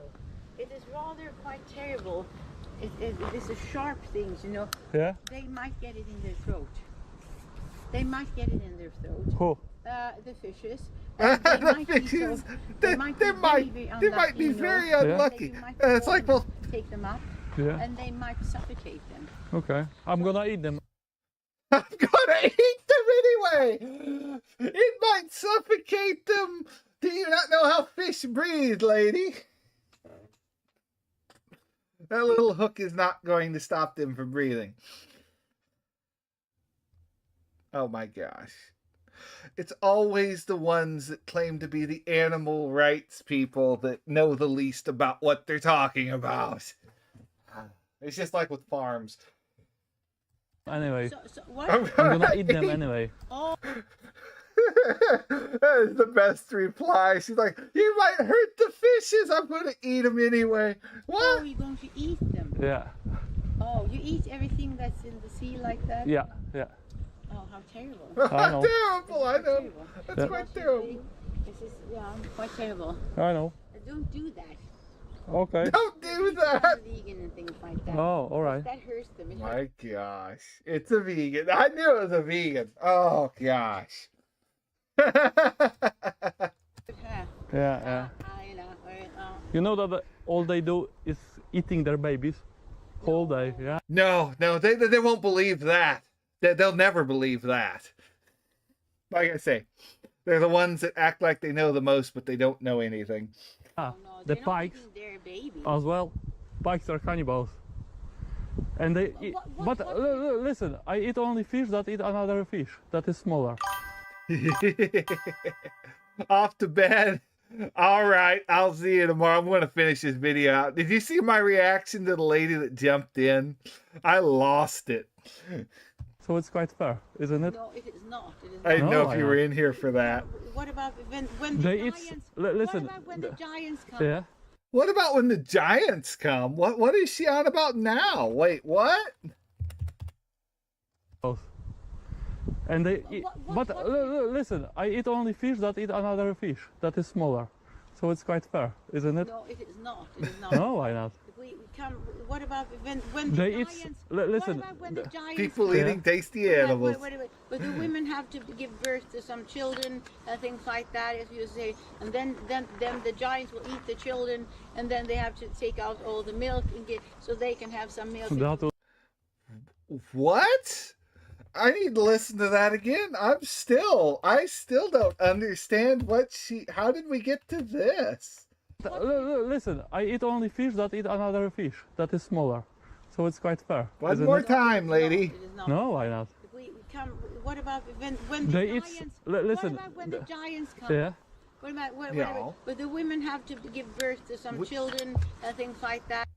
When the Giants come, the women will have to give birth to some children. And then the Giants will eat the children. The Giants will eat the children. What is she on? Where are the Giants coming from? Where are these Giants coming from? You did. Man, that one got me good. And then they have to take out all the milk and get. They have to take out all the milk so they can have some milk. Yeah. You think so? But listen. No, they only eat things that are smaller than themselves. Yeah. They only eat things that are smaller than themselves. The Giants will eat the babies. Sounds like something Alex Jones would go on. Kill the child. But the pikes eat small ducks. And I talked with ducks and they are like, help me, man. I talked to the ducks. They want me to help. The pikes are eating our children, so I'm trying to help. The ducks are the Giants. Help the ducks. Well, it's better to get rid of that kind of business. I know. Eat only soya fish and things like that. Much better. Yeah. Eat fish? Eat only soil and fish. But what do you think he's doing, lady? He's trying to eat the fish. Where do you think the fish come from? The fish come out of the water. Okay, it might take 20 minutes to try and finish this video because I can't wrap my head around what she's saying, Brandon. I don't think there's much left. All right. Yeah. Looks like there's about riding a horse is okay. 6-7 minutes, something like that. Well, usually if they can, but I cannot. Hey, Heston, is he frightened? Oh, is she gonna go bug the horse person? Because the horse rider? Because they're riding on an animal? Is that what we're going to get next? That's fine. Okay, I don't want to keep you up too late. This is pretty enjoyable, though. I am having fun with it. I hate watching this, though. I can't stand people like that. I guess it means they're just open targets, though. They make themselves easy targets to go after. I'll think about it. I'll think about it. Please do. I'll think about it. This Karen just won't let go of her line when it comes to these fishing poles. She learns real fast that getting these staff on her side is a hard catch. We got Walmart. We got a coach. Oh boy. Coach is kind of the top guy there. You got your team leads, you got your coach. You really just put all those fishing poles because your pricing was wrong. And now you saying I can't get any because I'm the customer, sir. Have a good day. And he's doing the right thing. Have a good day. Like, leave. Yeah, they're easy targets. Well, they do it to themselves. What coach are you? Are you a coach or are you a manager? Because your sign says coach. It's management. Coach's management. Scott, I'm speaking to you as a customer. Have a good day. Can I have my fishing pole? No, you cannot. Yes, I can. You can leave the store. I'm going to purchase a fishing pole. Yes, I am. And why can't I purchase a fishing pole? Because I have an attitude? Because the pricing was wrong? Have a good day. No, I'm not going to have a good day until you give me back. Okay. Well, I'm a little confused here. Generally, if we misprice something, we honor the price that's on the thing, because we have done that with stuff. Someone put up a display of TVs before on a, they changed the shelf out to a thing of TVs, and they never changed the price at the top of it, the sign. And it was like, $120 32-inch TV or something. And we had it up there for like $50 or something, whatever the last thing was. And someone said, well, it was $50. And it's like, well, that's what the sign said. It was like, all right, that's our bad. We failed on that. We didn't. That's why they're always on us to update our prices, We generally try to walk the store in the morning, or someone does, and look at the displays, the features that get put up, early on, and go, okay, that one's right, that one's right, that one's wrong. No one changed that before the store opens. Where should they be, Scott? Where should they be? Okay, guys, I'm at Walmart, Beach Grove, South Emerson Avenue. I had pulled these fishing poles, and he's putting it back in the same spot. I had put these fishing poles. Oh, they were in the wrong spot.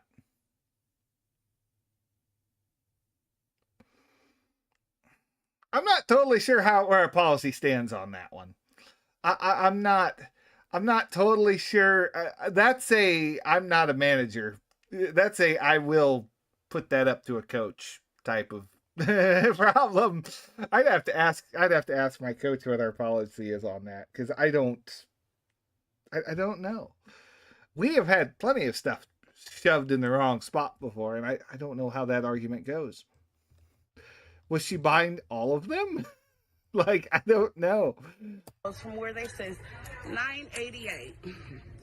Speaking of Scott here, no, I will have a good day. Let's go ahead. Now he's taking. He took my fishing poles from me, and he's refusing to give them back. Give it to me. Come on. Let's go to the front of the store. Scott, don't be a. You're not gonna walk me to the front of no store. But what I will do, Riley, can I get the officer back to the store? I will have your job, Scott. No, she won't. She won't have your job. And that's what I will have. You must not know who I am, and you don't have to. I work overnights. I'm a stalker and maintenance and a forklift driver, and I do quite a bit, but primary is a stalker, but I do all sorts of stuff. But please believe. No, I'm not going to have a good day, because you're taking from me right now. We'll wait for security. Okay, thank you. So why did you take the fishing poles? Because you guys put them in the wrong spot, right, Scott? And then when I said something about it, what, you got upset? Because you can't do more than one? Yes, you can. Yes, you can, Scott. But we're going to go to corporate. Scott, let's see what else is on that badge. What's that, 2022? Have a good day. No, he's doing the right thing. He's showing her his badge and everything. It's like, that's fine. Sure will. Excuse me, are you a manager? Yeah, that's a forklift certification, that bottom bit. That yellow. Okay, can I speak to you? Because there's coach, and then there's the forklift. Well, lift certification. Excuse me, ma'am. Oh, I do? You don't even know the situation, but now I need to be escorted. Yes, you do. Why is that? Because you're causing a scene. No, I'm not. There's no scene. These are employees. That's the one they sent back? I don't know. Sometimes I hate to say it, sometimes you just need a big guy running your security stuff.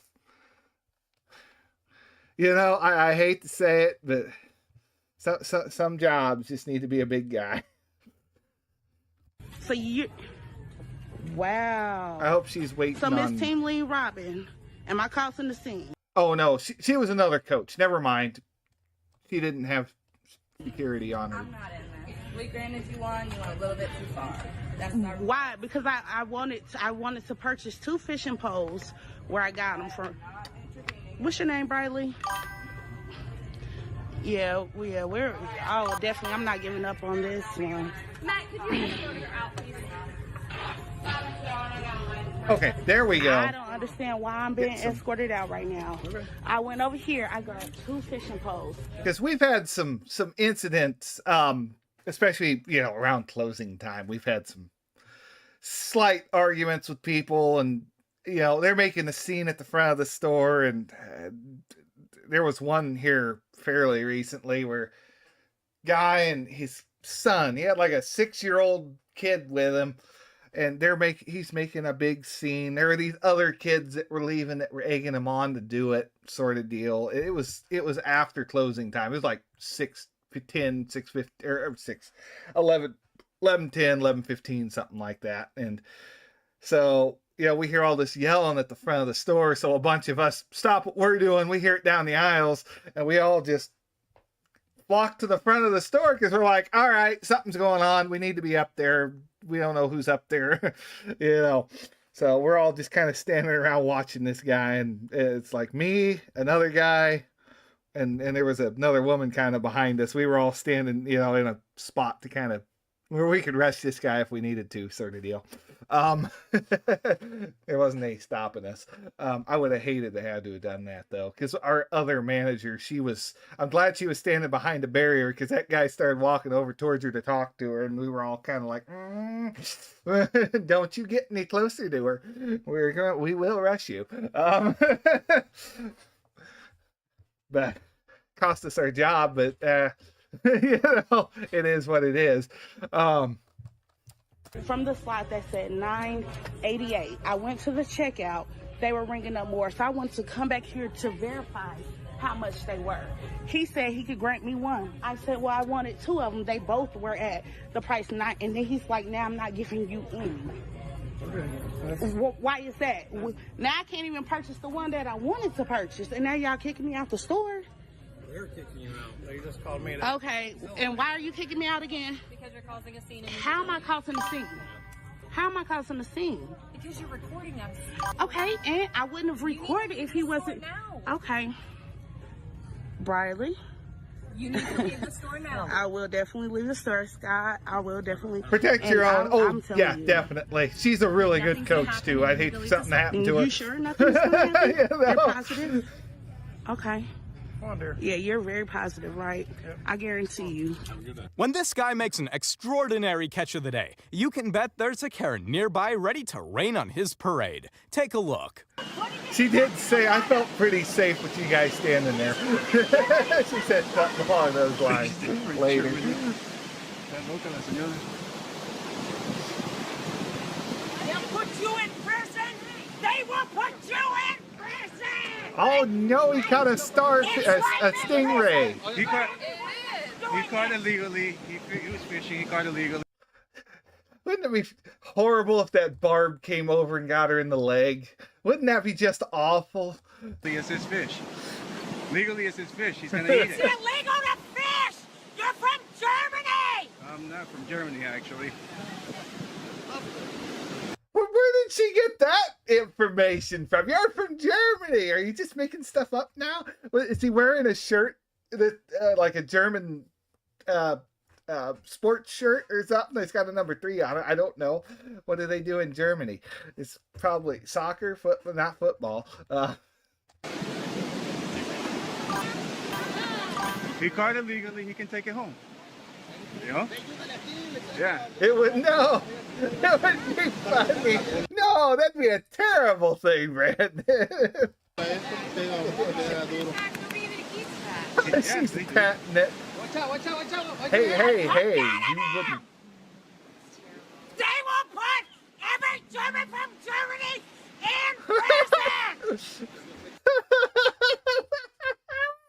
Oh, they're all Nazis! Gosh, she's living in the 40s, I guess. They're all going to prison.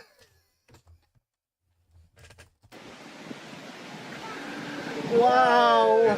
She needs her medicine. Well, thank you, Brandon. That was awesome. I really enjoyed that more than I should have. All right, okay, we're gonna call it there. Man, that was funny.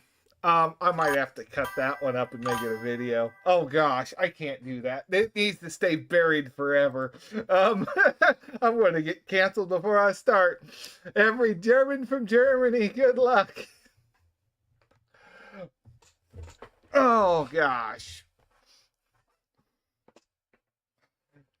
All right. Did we pick any new followers? Pick up any new followers? Words are escaping me in the wrong order. Did too. All right. Good night, Brandon. I'll see you tomorrow. We'll be back on doing something. It might be around noon or so. I don't know, 10, noon, something like that. I need to sleep. It's midnight right now. Gosh, if I have a voice tomorrow. All right. I'll see you. See you.